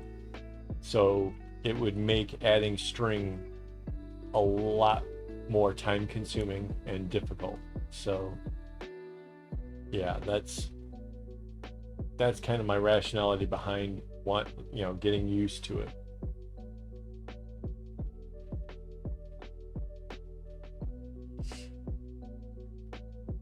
Pearl cotton is absolutely a breeze to work with, even when doubled. When I did the bag for Creation Chaos, that was with pearl cotton, and yeah, it doesn't tangle up too much, or at all really. And yeah, no, that was super easy.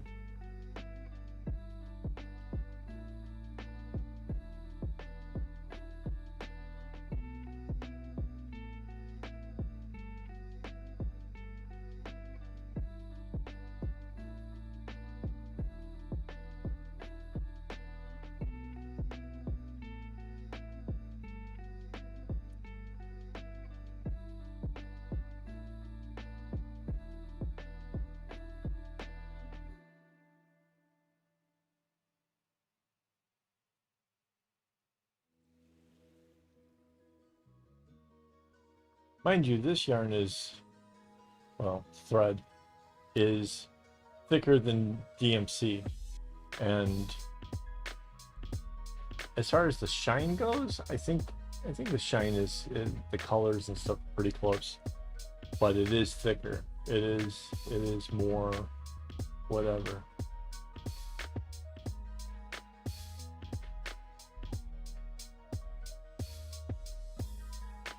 Right.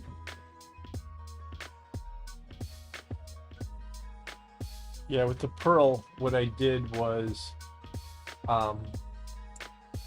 there's a video I have for it. I basically have these doorknobs that were screwed down to cutting boards, and then I just clamped those to the table, and then I wound all the pearl cotton around it.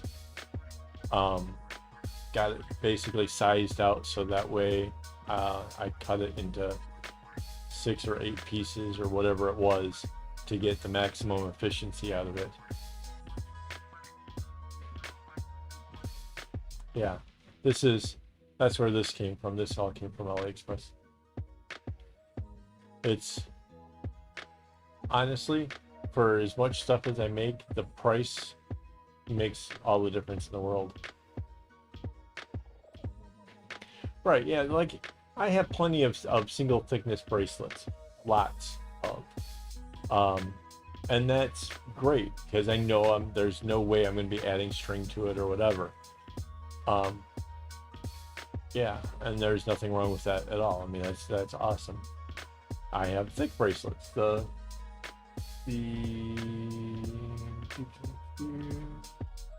this one. Oops, nope, this one. This one is a doubled up string, so this bracelet is super thick. But yeah, I think it turned out pretty awesome. So that's up for grabs. If anybody gets the bot to say that you won, all you have to do is say the secret word. But yeah, that one's doubled up. No particular reason for doubling it up. I just thought, kind of liked it that size. But for bigger projects, bags and stuff, yeah, I almost always double it. Well, not even almost. I always double it on the bags. I want the fabric to be more, more dense, more like a canvas. You know, just for you know, the bag's longevity and stuff.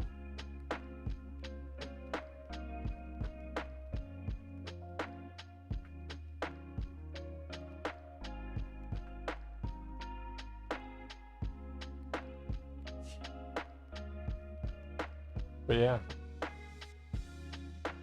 I have to say, I'm a little bit surprised. I kind of half expected that somebody would have guessed the magic word already. But that's okay. If nobody gets it this week, I will put up a hint and we'll do it again next week.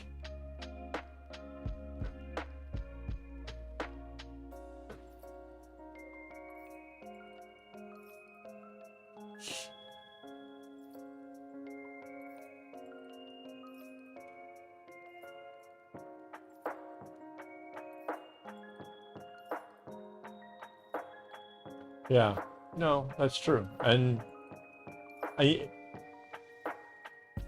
even if I was to use the thicker stuff so it just came out just the same thickness, right?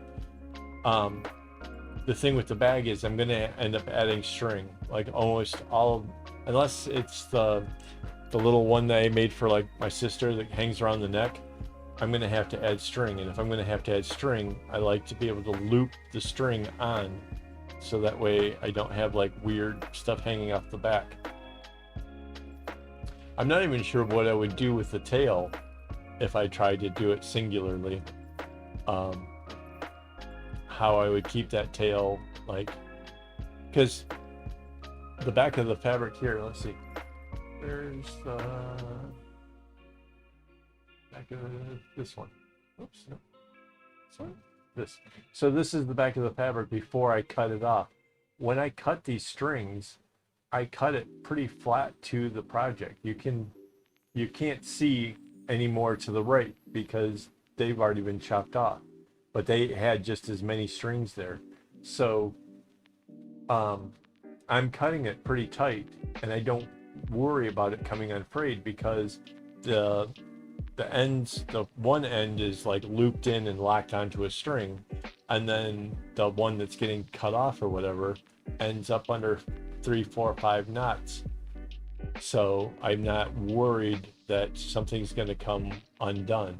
If I did it single strand, like I said, I'd have to start off by clipping it somewhere to hold it in place while I try to work the string on. But then that other end of it, what happens to that? Like, you know, if you cut that really short, you run the risk of the knot unraveling, and you know, you could have 30, 40 hours worth of work ruined because when your knot comes undone because you cut it short. I mean, that would not be good. That would ruin my day. So yeah, I mean,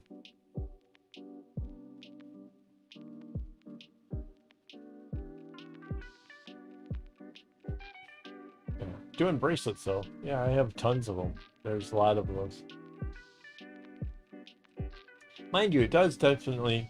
So the thinner ones takes longer to make, right? If it's much smaller, like using DMC floss, it takes a lot longer to make, and you don't necessarily. I'm not sure everybody would understand if you charged the smaller ones at a premium. I tend to notice that the ones that sell more out of my shop are ones that I was able to sell cheaper because it took less time for me to have to make. So that's why I tend to also favor the thicker bracelets, because, you know, if you compare like the amount of time that goes into the work, a thicker one can be made a lot faster.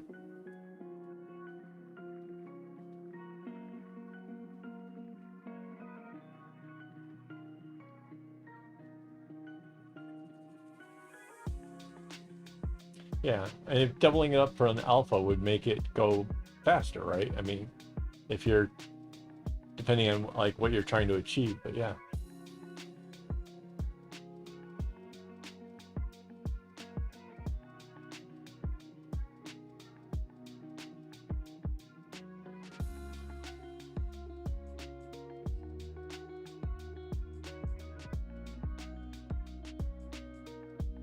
Yes. Speaking of alphas, I've been waiting for her to show up. One of the gals that was here last week has just made me this. It's supposed to come in the mail here soon, and yeah, I'm kind of looking forward to receiving it. Do I follow a pattern? I do. This is the pattern for my big project. There's 6 different squares in the top row that are all different, followed by the 6 that are in the second row. And yeah, I came up with that. And yeah, and the pattern repeats itself 9 times. Right? 9 times.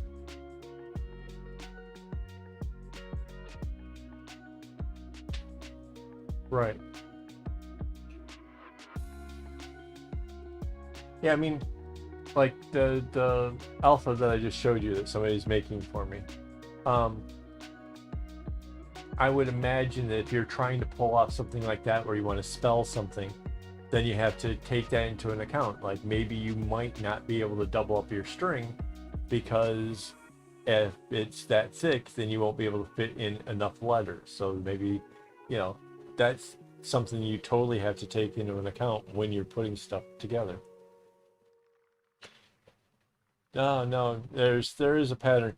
So at this point here, I can follow the rows upwards and be able to see like this one is the same as this one. So that means the next one down will be this one and it will repeat itself. And so I don't look at the pattern any longer, but it's here. I can, you know, and I've been doing it so for, you know, it's what, going on like 2 months now.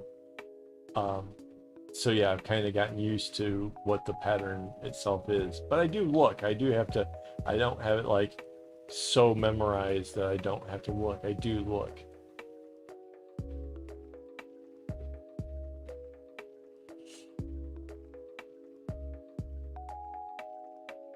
Right, that's exactly true, John.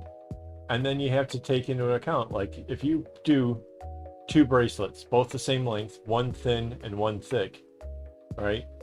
The amount of effort for the thinner one is greater, so by right the thinner one should cost more.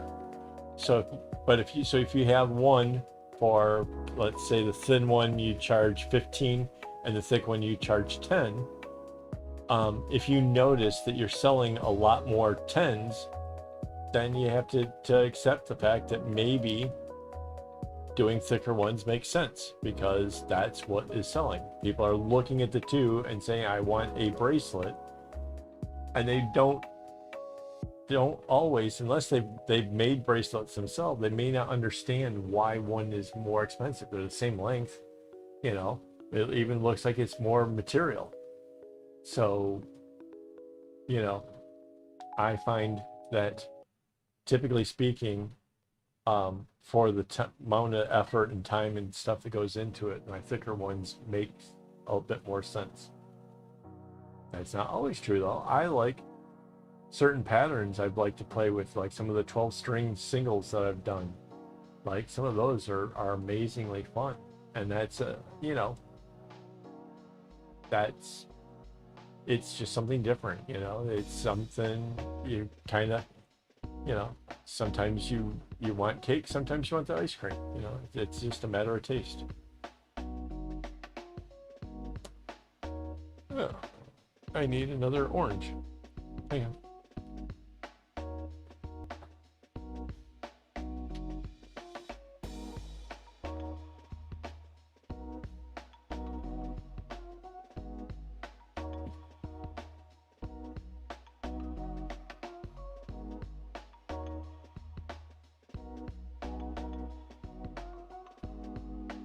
Not sure how it could still be short at this range, but okay.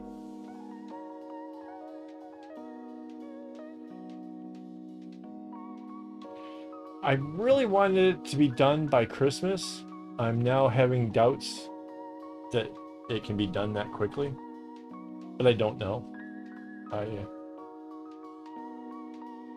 I'm just gonna keep plugging at it until it is done. try to think of stuff to talk about and share with everybody when I do these like live streams on Saturdays. But yeah, at this point, I'm kind of, you know, the sooner I get it done, the better. But I don't want to rush too much because I'm not sure if it was last week or the week before. There was a spot where I made a mistake, and going back and taking out like 3 squares worth of knots to fix it. Yeah, that definitely, yeah, that was not good. That was frustrating.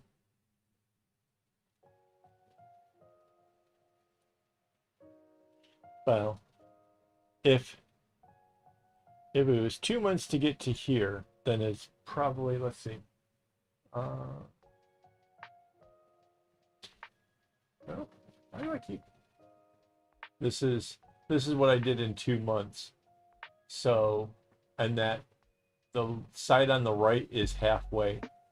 So we're probably looking at 2.5 months, 3 months. Not 100%, but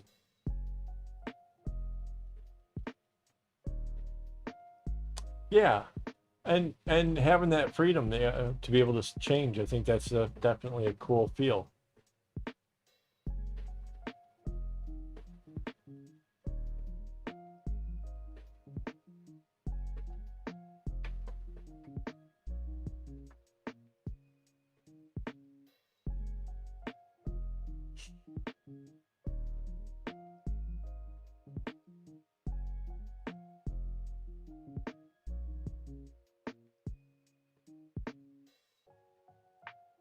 $40 strings for 1.5 inches.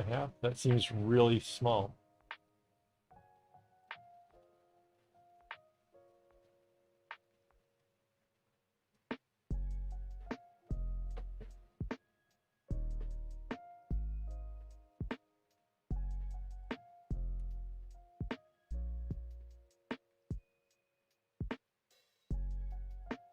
Oh, and since there's a couple other new people here, let's just do this thing again.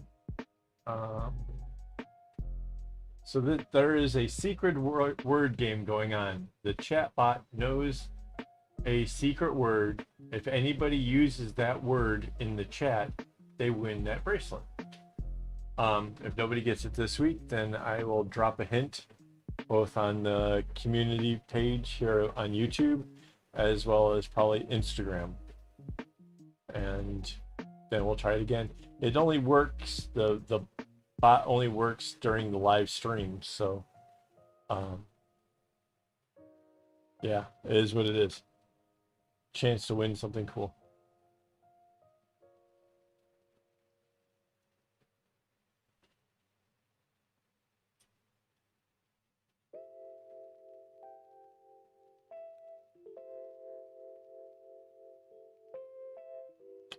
Yeah, I was gonna say, because 40 strings is 1.5 inches, that seems crazy small, so nice to get that confirmed.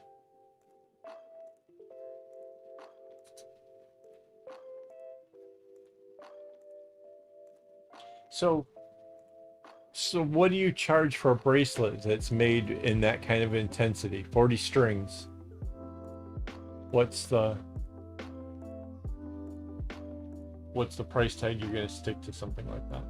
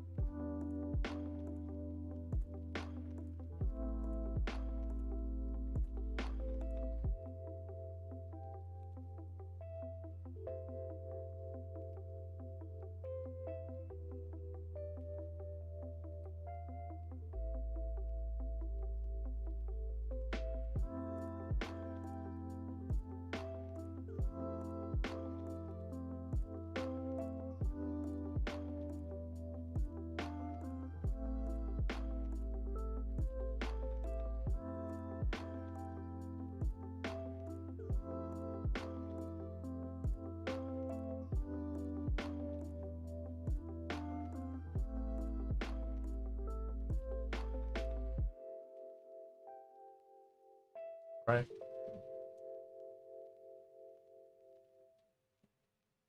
I mean, it seems to me that you're doubling the string count. If you're going from a 20, you know, somewhere between 16 and 24, that's like ballparking 20, and you go to a 40 strings, it seems to me that that's going to come out being costing twice as much, you know?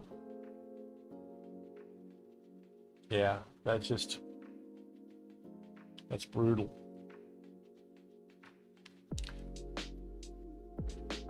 I mean, it's cool when people totally get it, you know? I've totally had other bracelet makers who understand what goes into it, and that's always pretty rewarding. But I find that there's a lot of people out there who just want a cheap bracelet, you know. I have some. I have some that are, you know, smaller made, 10 strings, or, you know, 10 or 12 that are doubled up, went really good and fast, and they're, you know, I have them on the website or whatever. So that's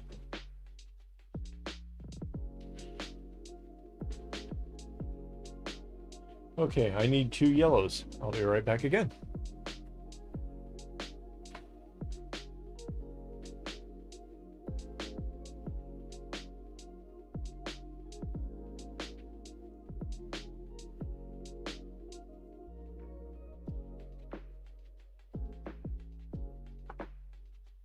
All right, so I was talking about this earlier, and I show you kind of a neat little trick. See if I can bring the camera in just a bit for you. So both of these strings need to be changed. There's not much room to really do much in there. So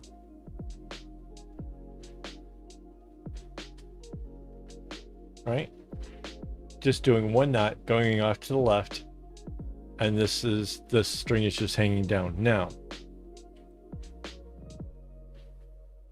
getting the string here.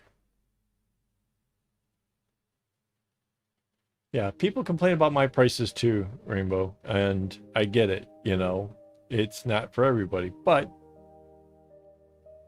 it's still, it's materials and time and everything else that goes into it, but we have the right to charge. So yeah, anyways, here we go. So I folded the string in half, and I have this part going off to the side where this knot is going to happen, right?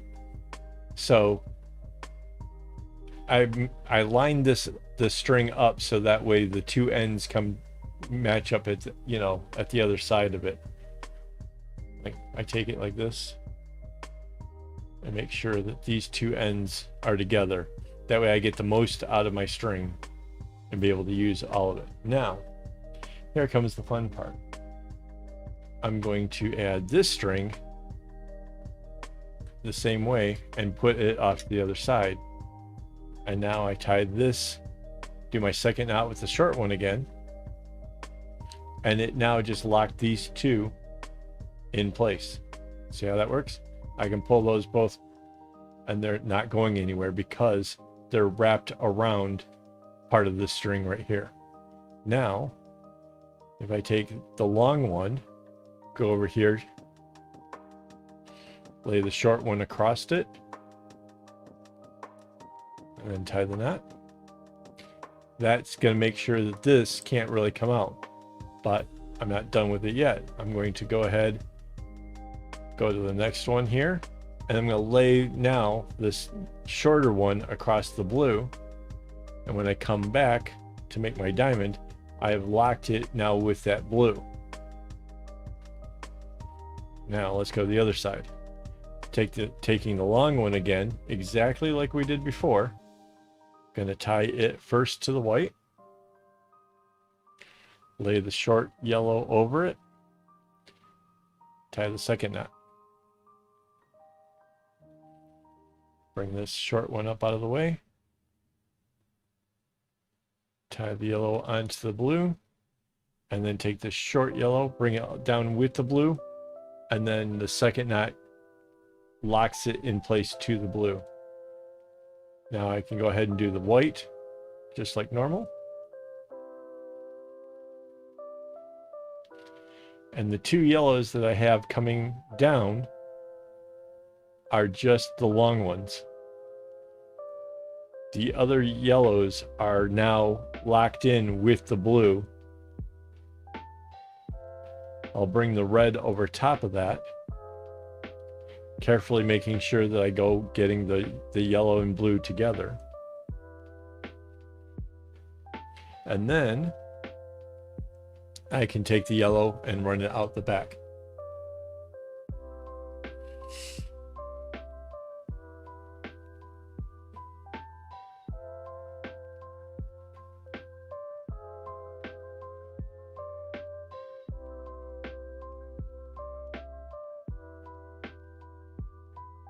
See, these two are still bonded together.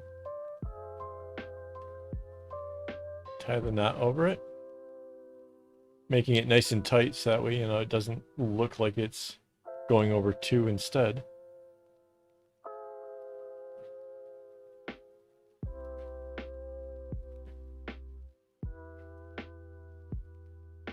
And this is why I put the hole through that board, is that way I can now take that yellow, which is basically no longer needed, and just tuck that off to the back where I don't accidentally get it involved with any more knots. And I'll do the same thing on this side here.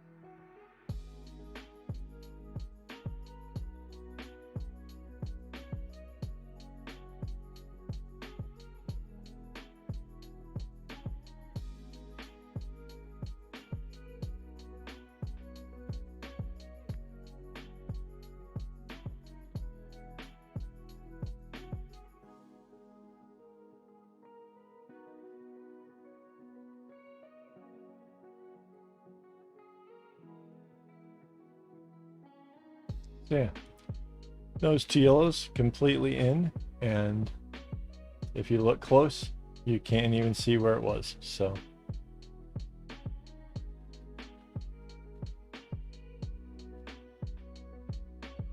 kind of started noticing here lately that the yellows were, I was running a bunch of them way further down and it was getting way too hard. So now I'm trying to change them up a little sooner.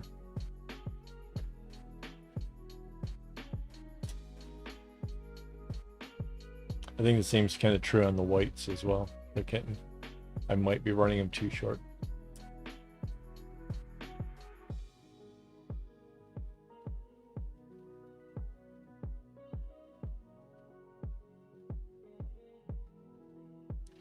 John, you should do the video on YouTube, because a video like that is something that people might want to come back to, and Instagram sort of buries the videos. They're only like, you know, really available for that day, or, you know, a short duration or something. You should do it on YouTube.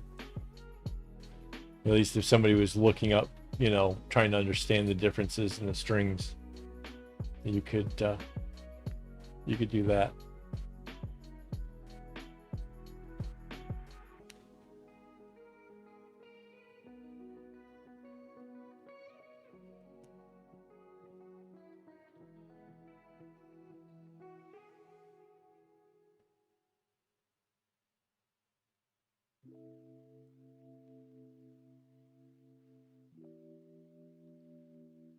Yes, yeah, absolutely right. If you wait too long to change the strings and you get down to where they're way too short, it becomes way more painful, honestly. You I think my general rule, if somebody were to ask me if I have a rule, was I don't want the string to be any shorter than my hand. I think that's really my limit. my hands are right around 7 inches. But yeah, that's anything shorter than that, and it starts to get a little bit fiddly and a little difficult to work with.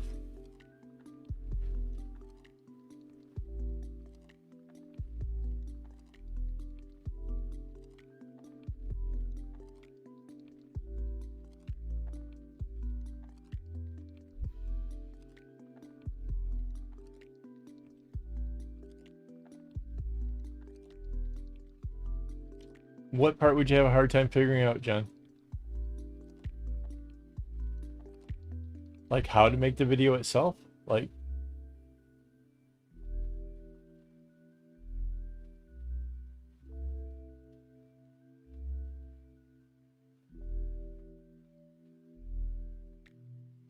if you have a computer, I can recommend some software to take clips.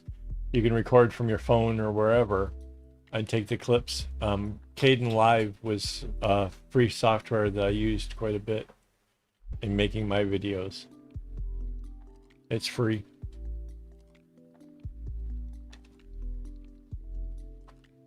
Dead soldier.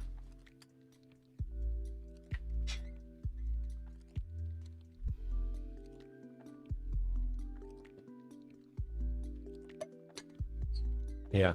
So basically, you use your phone if that's your only camera source. You make the video, transfer it over to your computer, and what Kdenlive does is you can join all the pieces together. You can chop up parts if it's too long, too whatever. You can chop up parts, and then bring it all together. You can reshoot the audio if necessary. If the audio is not nice, you can add that as a whole separate thing. There's lots of videos on YouTube on how to use Kdenlive. And like I said, it's completely free and it works on any OS, whether it's Windows or Mac or Linux.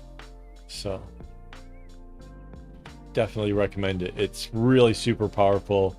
I use Kdenlive for the intro for my videos. So if you can do something that complicated with the software, you can do something as simple as a how-to video.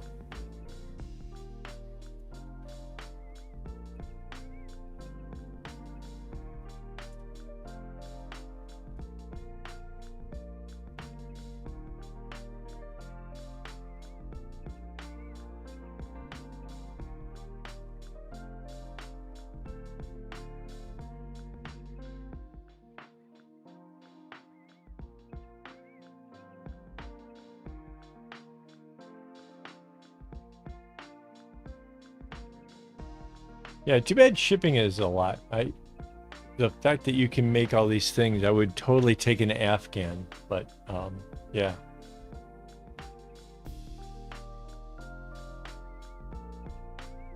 Yeah, you need something. So imagine you get your phone, you record a MPEG-4, right?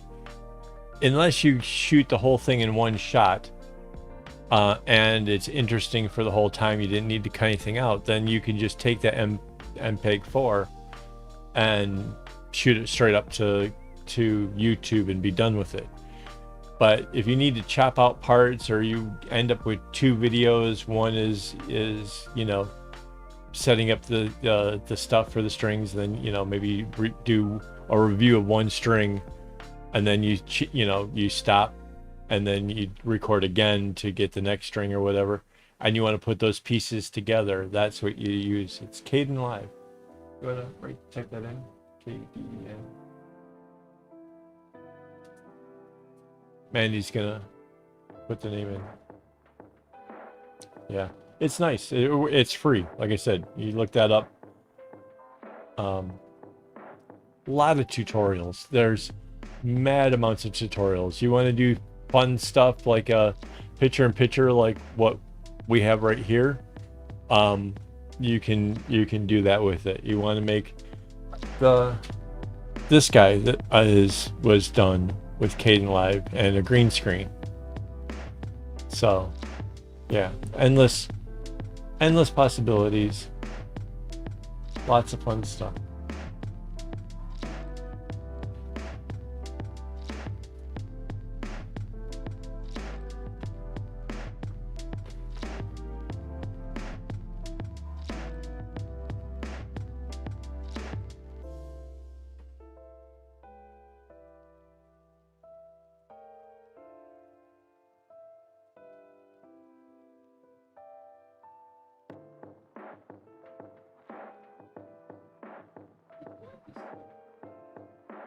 Oh,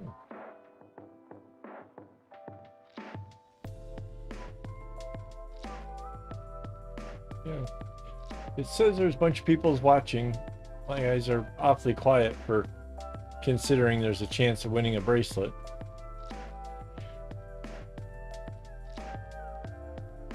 Ooh, ask Magic 8 Ball if somebody's going to win the bracelet tonight.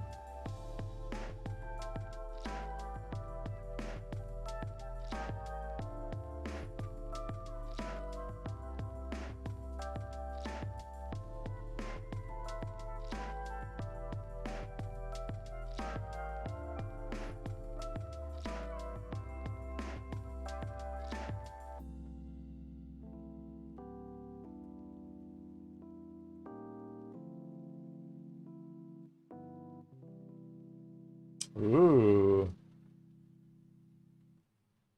Magic 8 Ball is hopeful for somebody there. Yeah, so John, if we're thinking about making a video for Instagram, right? That's only gonna be very limitedly watched. Making it for YouTube kind of makes the more sense for a couple reasons. One, it's way more searchable and more likely that more people will see it. Whether or not you actually build up a big YouTube following or whatever isn't really the point. The point is you have this knowledge that you're wanting to share, and I think that's really cool. And yeah, if you were able to show the differences in the strings and which ones you like and why you like certain ones over the other, it'd be a nice place where people oh, Gothic, that was good. I like that one. I almost kind of sad that that's not it. But John, it really depends on what you're thinking. If you wanted to create a YouTube channel like I'm doing here, just so you know, I've been really steadily working at this for a couple of years now, and I'm nowhere near the watch time hours needed to monetize. So it's a lot of work. But if you have an idea that you want to share and you can put together a video and you can put it together so that way people can learn from it. There's a lot of small channels out there that only have a few videos that are useful that people get to enjoy. And I say, yeah, go for it.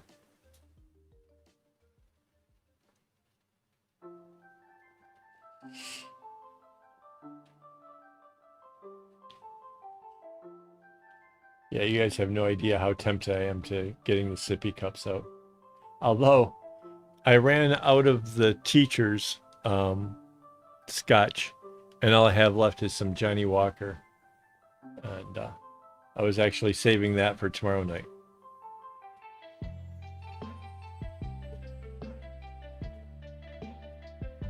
Which, by the way, tomorrow is the patron hangout. So we have a little gathering once a month where everybody can come and hang out and chat and ask questions and be silly and watch me drink from my sippy cup.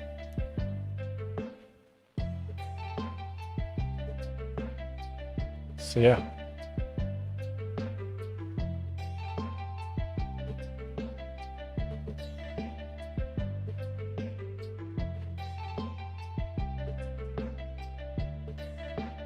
Yeah, I don't know if you guys noticed, like the today's posts and stuff is well over 200, and I think the vlog posts now is over 40. So kinda a lot of stuff in there.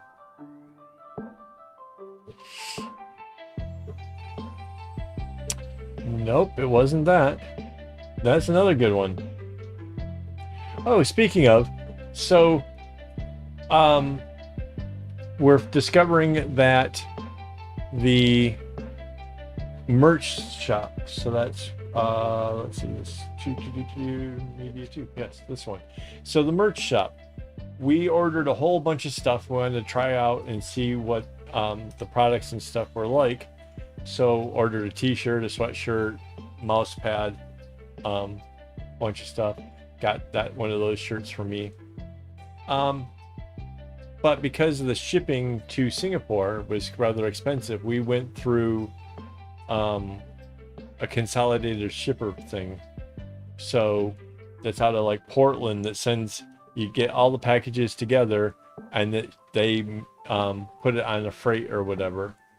But one item got messed up, so we contacted them and they've been super sweet, and they're like, you know, just tell us which one it is and we'll get it remade for you and all this stuff. And it's like, we can't see which one didn't get made because, you know, whatever. But yeah, they've been super cool about the whole thing, and we put in for the shipping, so the stuff should be here like in the next 10 days. So I probably won't have it for next Saturday, but the Saturday after that I should have the merch here, so I can tell you about the sweatshirts and all that. And I don't know what I'm not getting, so yeah, it's gonna come as a surprise. Whatever, it is what it is.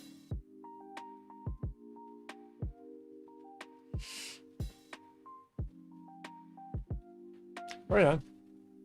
Yeah, so Easy Buy is the shipper. They've got like a place there. They take all the different stuff, consolidate it together, and then they send it to Singapore. And it's a heck of a lot cheaper than regular whatever. And like, you know, like a lot of places will say, you know, it's free shipping within the USA. So we give them this address in the USA, and in turn it ends up making it so that way it can come all the way over here for a lot less, like oftentimes less than half.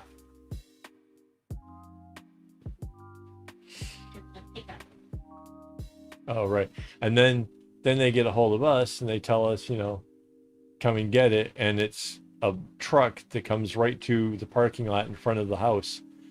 And we just go down there, we tell them the name and phone number, and they hand it over. So I don't even have to, go to a post office or anything else. It comes right to the parking lot. It's really cool.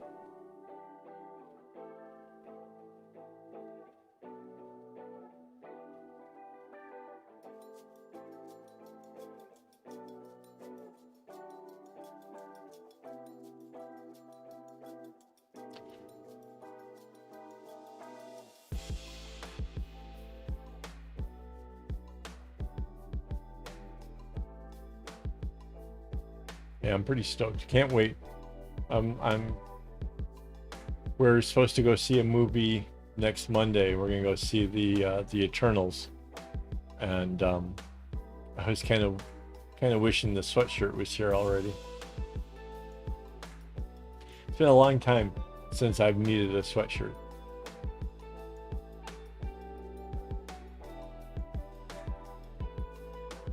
Like my family back in the US, they're all, you know, going to cider mills and fall jackets and all that kind of good stuff. Sweaters, sweatshirts.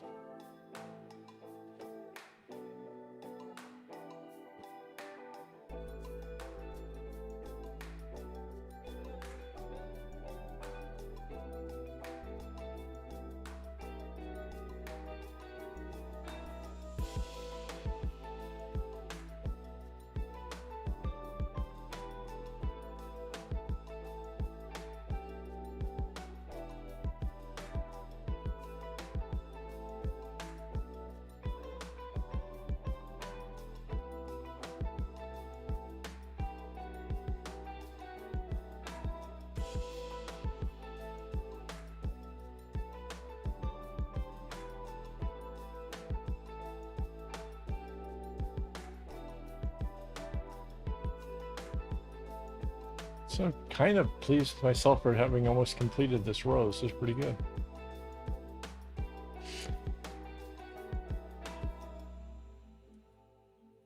Yeah. Basically South England, it's kind of cold and wet most of the year, I think, all right? I mean, you get some warm, but hey, I I kind of like colder weather. I like the idea of wearing jeans and stuff.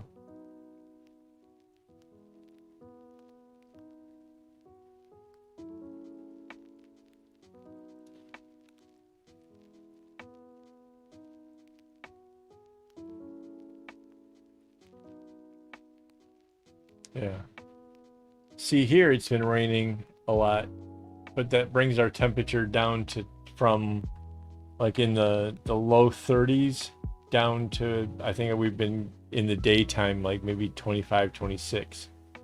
But 28, 29 the wife says. So yeah, it's not been great, you know. It's still warm. Like I'm still wearing shorts and a tank top.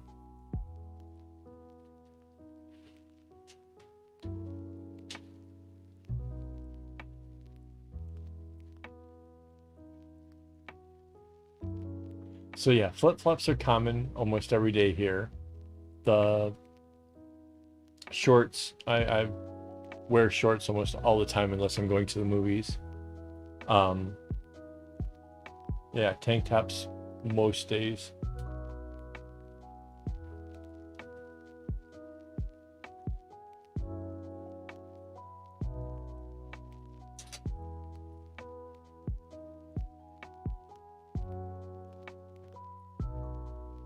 Yeah, the ability to make yourself a sweater though, that's way cool. My knitting, I could only make like an Afghan, which I can't do here because it gets too warm having the damn thing sitting on my lap. Um, or scarves, which again, I don't need scarves here. It's too warm. I used to have some really cool scarves that I made for myself when I was in Michigan.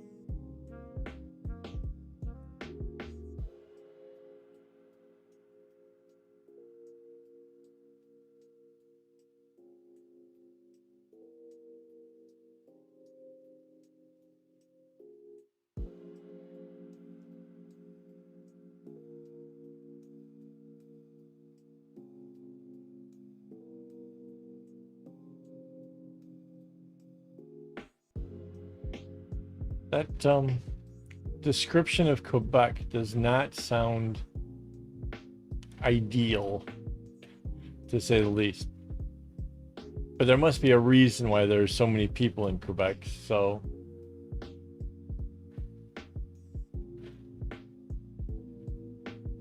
I can't imagine that it's all bad.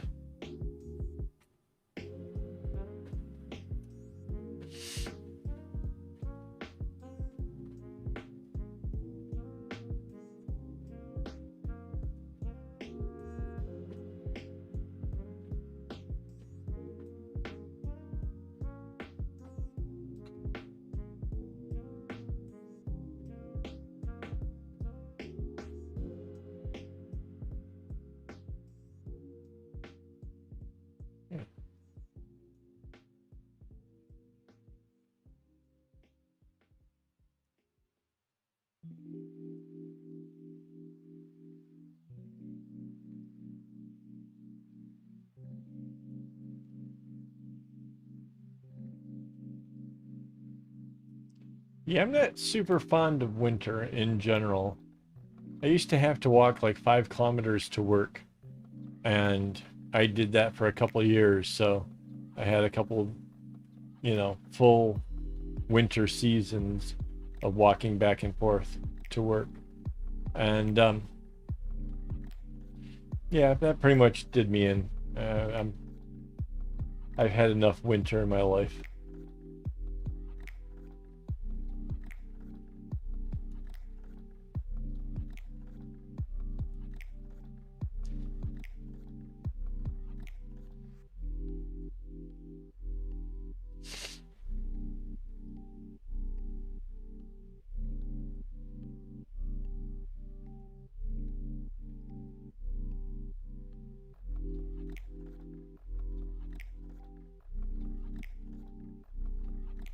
Minus 40 is hella stupid. That's crazy.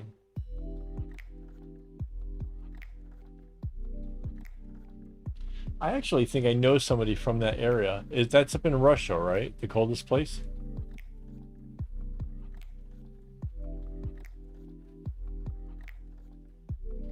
I think I know somebody from that area. They figured out their own pattern, used basically the same number of strings I did for my first bag. Got all inspired, changed up the pattern, and made their own bag. And it turned out absolutely amazing. But they didn't want their Instagram to be um, whatever, so they like kind of low keyed it.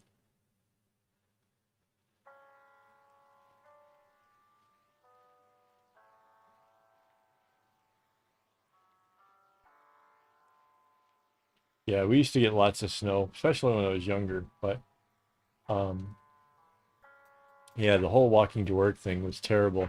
Like, you know, there was a shopping mall who they would plow um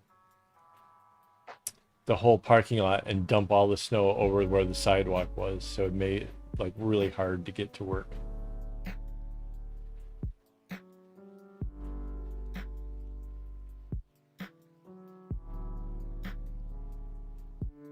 Yeah.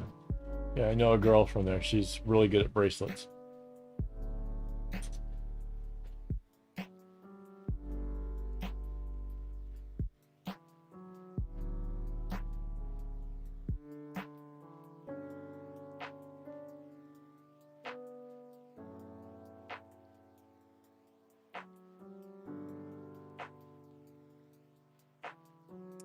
Right.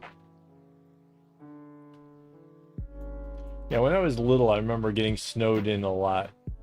Um, Before I left to come here, it didn't seem like those kind of winters were happening, except for um, instead of having like the big piles of snow, a lot more ice storms, which can be as dangerous, like for traveling in cars or whatever, people getting wiping out on the roads, or like bringing down trees and power lines and that kind of stuff.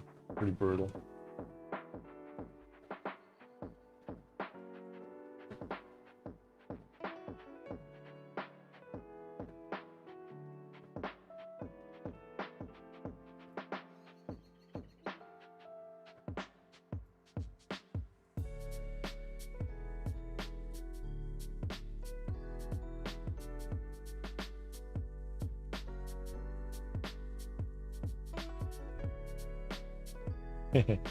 Yeah,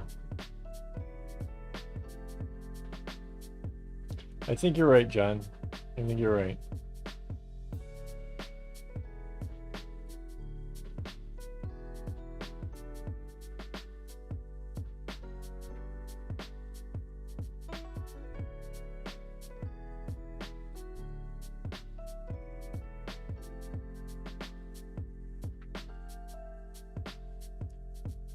So remind me, Quebec is which direction from Michigan?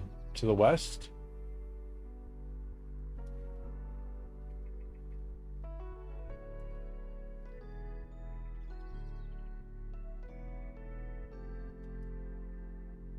I can't picture which one is.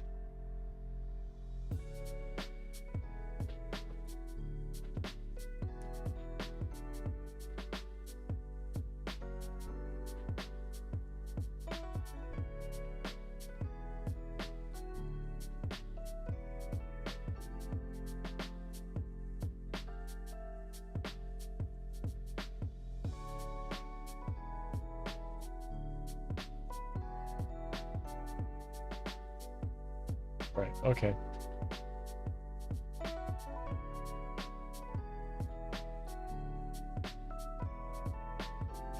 Okay, I'm officially confused. Eastern. So Toronto side, that way.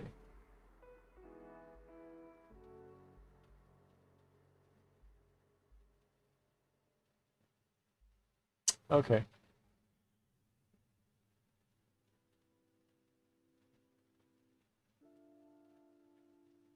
Yeah. When I think of Canada, I think of like the nice neighbor living on top above the frat house.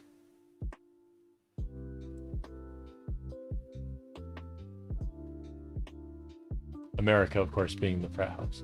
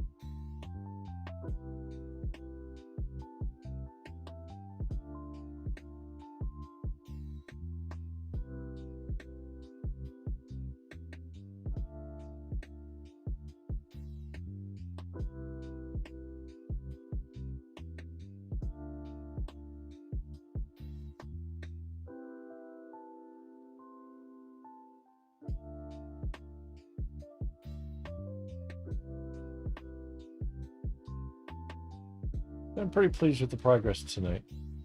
I think I managed to do more knots this evening than I managed to do the whole rest of the day here today. So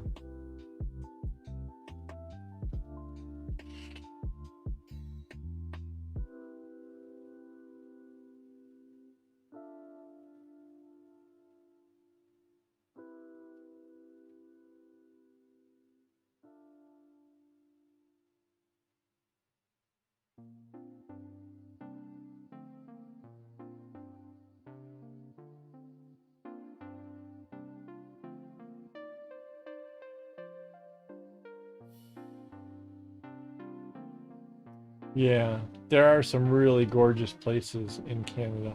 I think I've been. I was somewhere in a little town, middle of nowhere, that was about 15 kilometers away from Lake Ontario. Yeah. Up there in Canada somewhere. It was gorgeous though.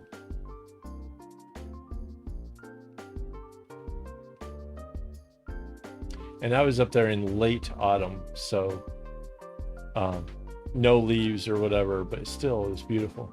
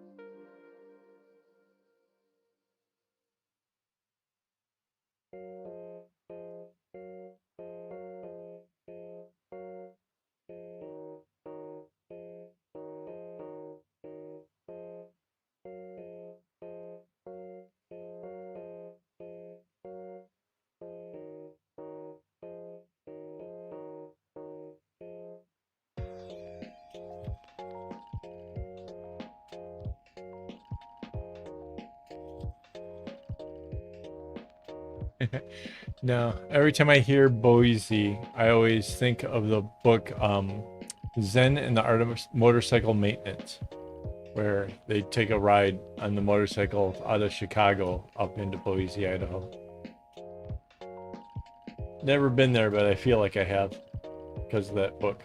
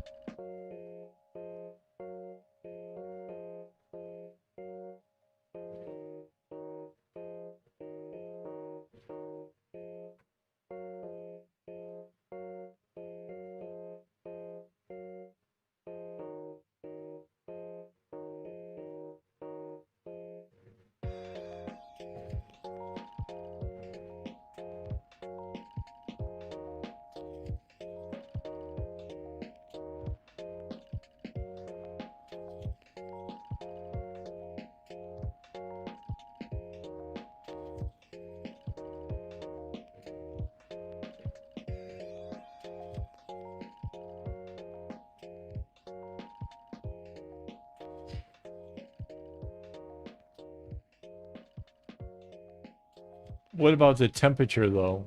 They, I'm pretty sure they don't get much in the way of snow because they're in a valley. Um, but that might mean that um, the snow isn't coming over the top of the mountains, but the cold air might.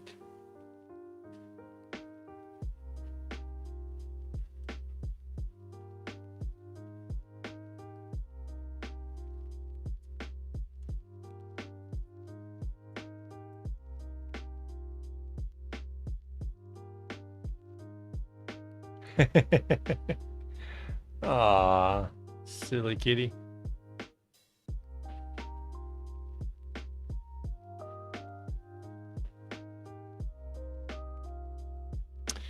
It was Colonel Mustard in the library with a wrench.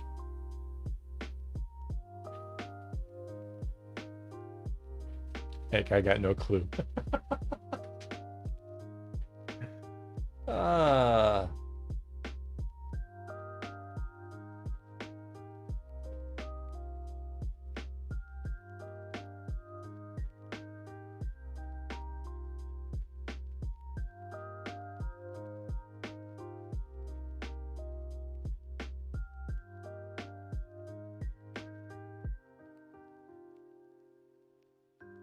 Right.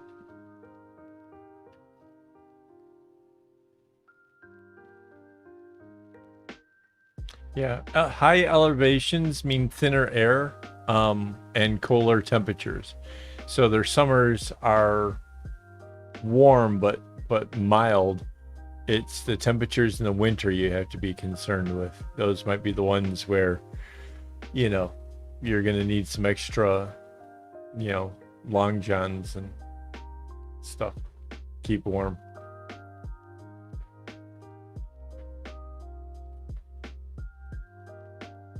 All the guns were done.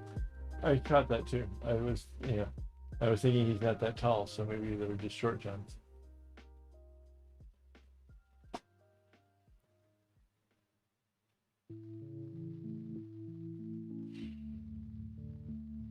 Uh, so how is everybody doing out there? Everybody having fun? I'm starting to feel the length of the day already.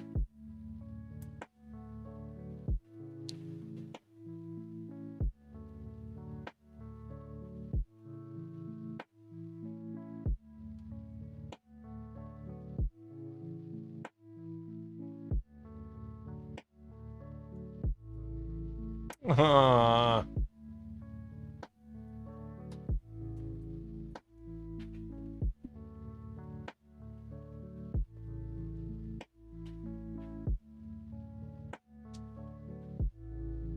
poor Bella.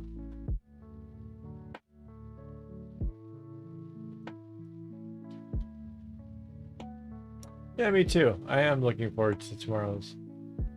That's gonna be fun.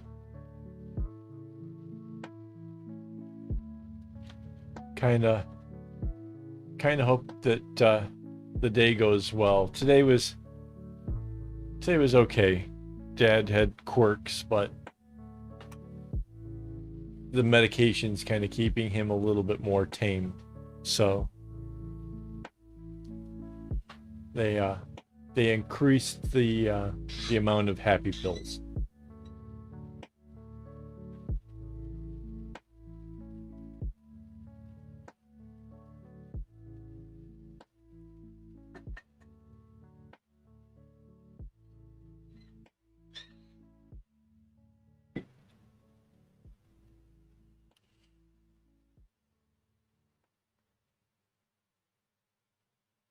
Cool. I hope you do. I hope you do join us. It'd be fun. It'll if we get everybody to join up, it'll be the most I've ever had in a YouTube chat thing. So I think that'd be a lot of fun.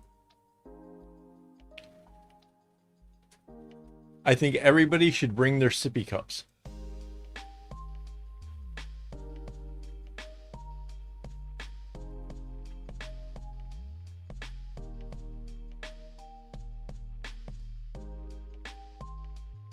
Yeah, Trix was awesome. Trix was fun.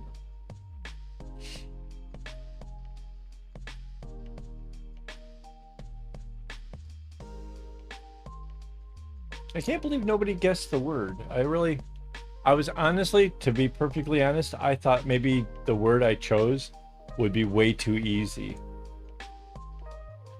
You know, but what do I know?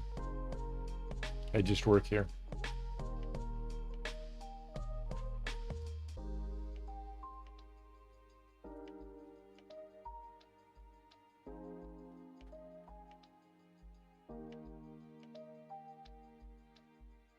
Oh, no. You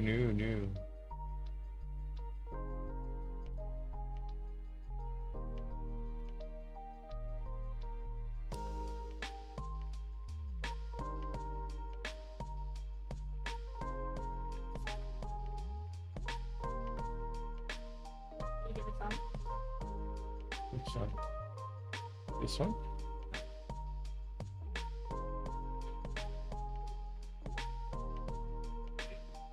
Oh, okay, so do you remember the night you were drinking the rum and you had us look it up? We actually found it at a pretty reasonable price. But somebody decided to drag their feet, and when she went back to go and see about buying us a bottle of it, like almost twice as much? Like, what? Are you kidding me? Yeah, talk about a bummer, man. I almost had rum.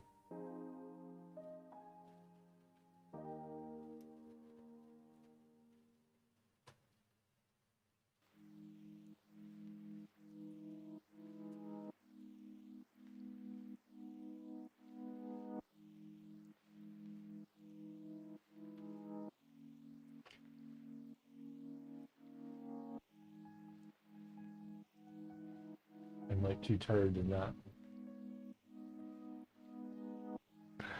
Uh, why is the rum gun? Why is the rum gun? I love that song. I don't know.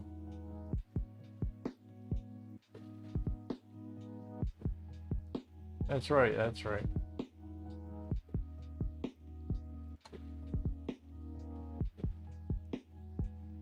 Right. Yeah. Starting your day off, like, yeah. Well, some of my favorite mornings, honestly, were getting up and spiking my coffee, putting a little Bailey's in with my coffee. Oh man, I wouldn't get anything done, but yeah. Yeah, those were some good times, man. Do a little Bailey's in the coffee, start getting all kind of chillaxed, and then, maybe, a little extra Bailey's, make it really good and muddy, and then go like lay in the bathtub for a while. Yeah.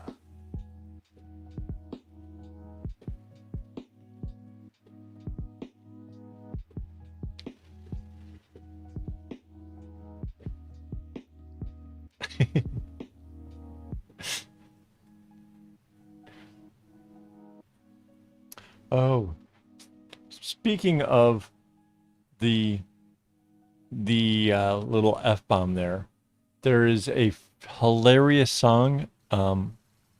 Is it called F the World? I think it's called F the World.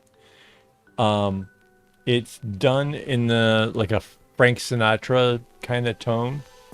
Um, and it's F you, F them, F everyone, just but in this like really old Croner style. It is absolutely the most hilarious thing. And my wife has gone and added it to Dad's playlist just to see whether or not he even notices. I think it's the most hilarious thing she's done.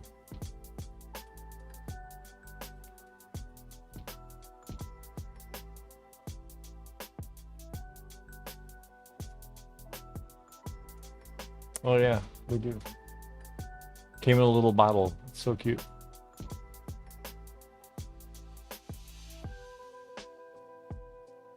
Right?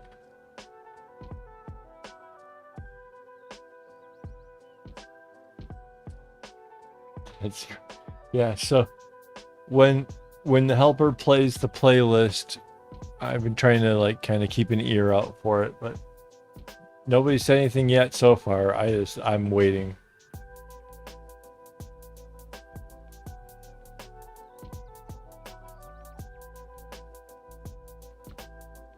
Well, yeah, they have winters. It makes sense, right? They have terrible winters. Of course they have songs for that. Blackness, long time. Yeah, absolutely. So guys, I am struggling to keep my eyes open. If you hadn't noticed, I kind of stopped tying knots a little while back. So I think we're gonna call it a night.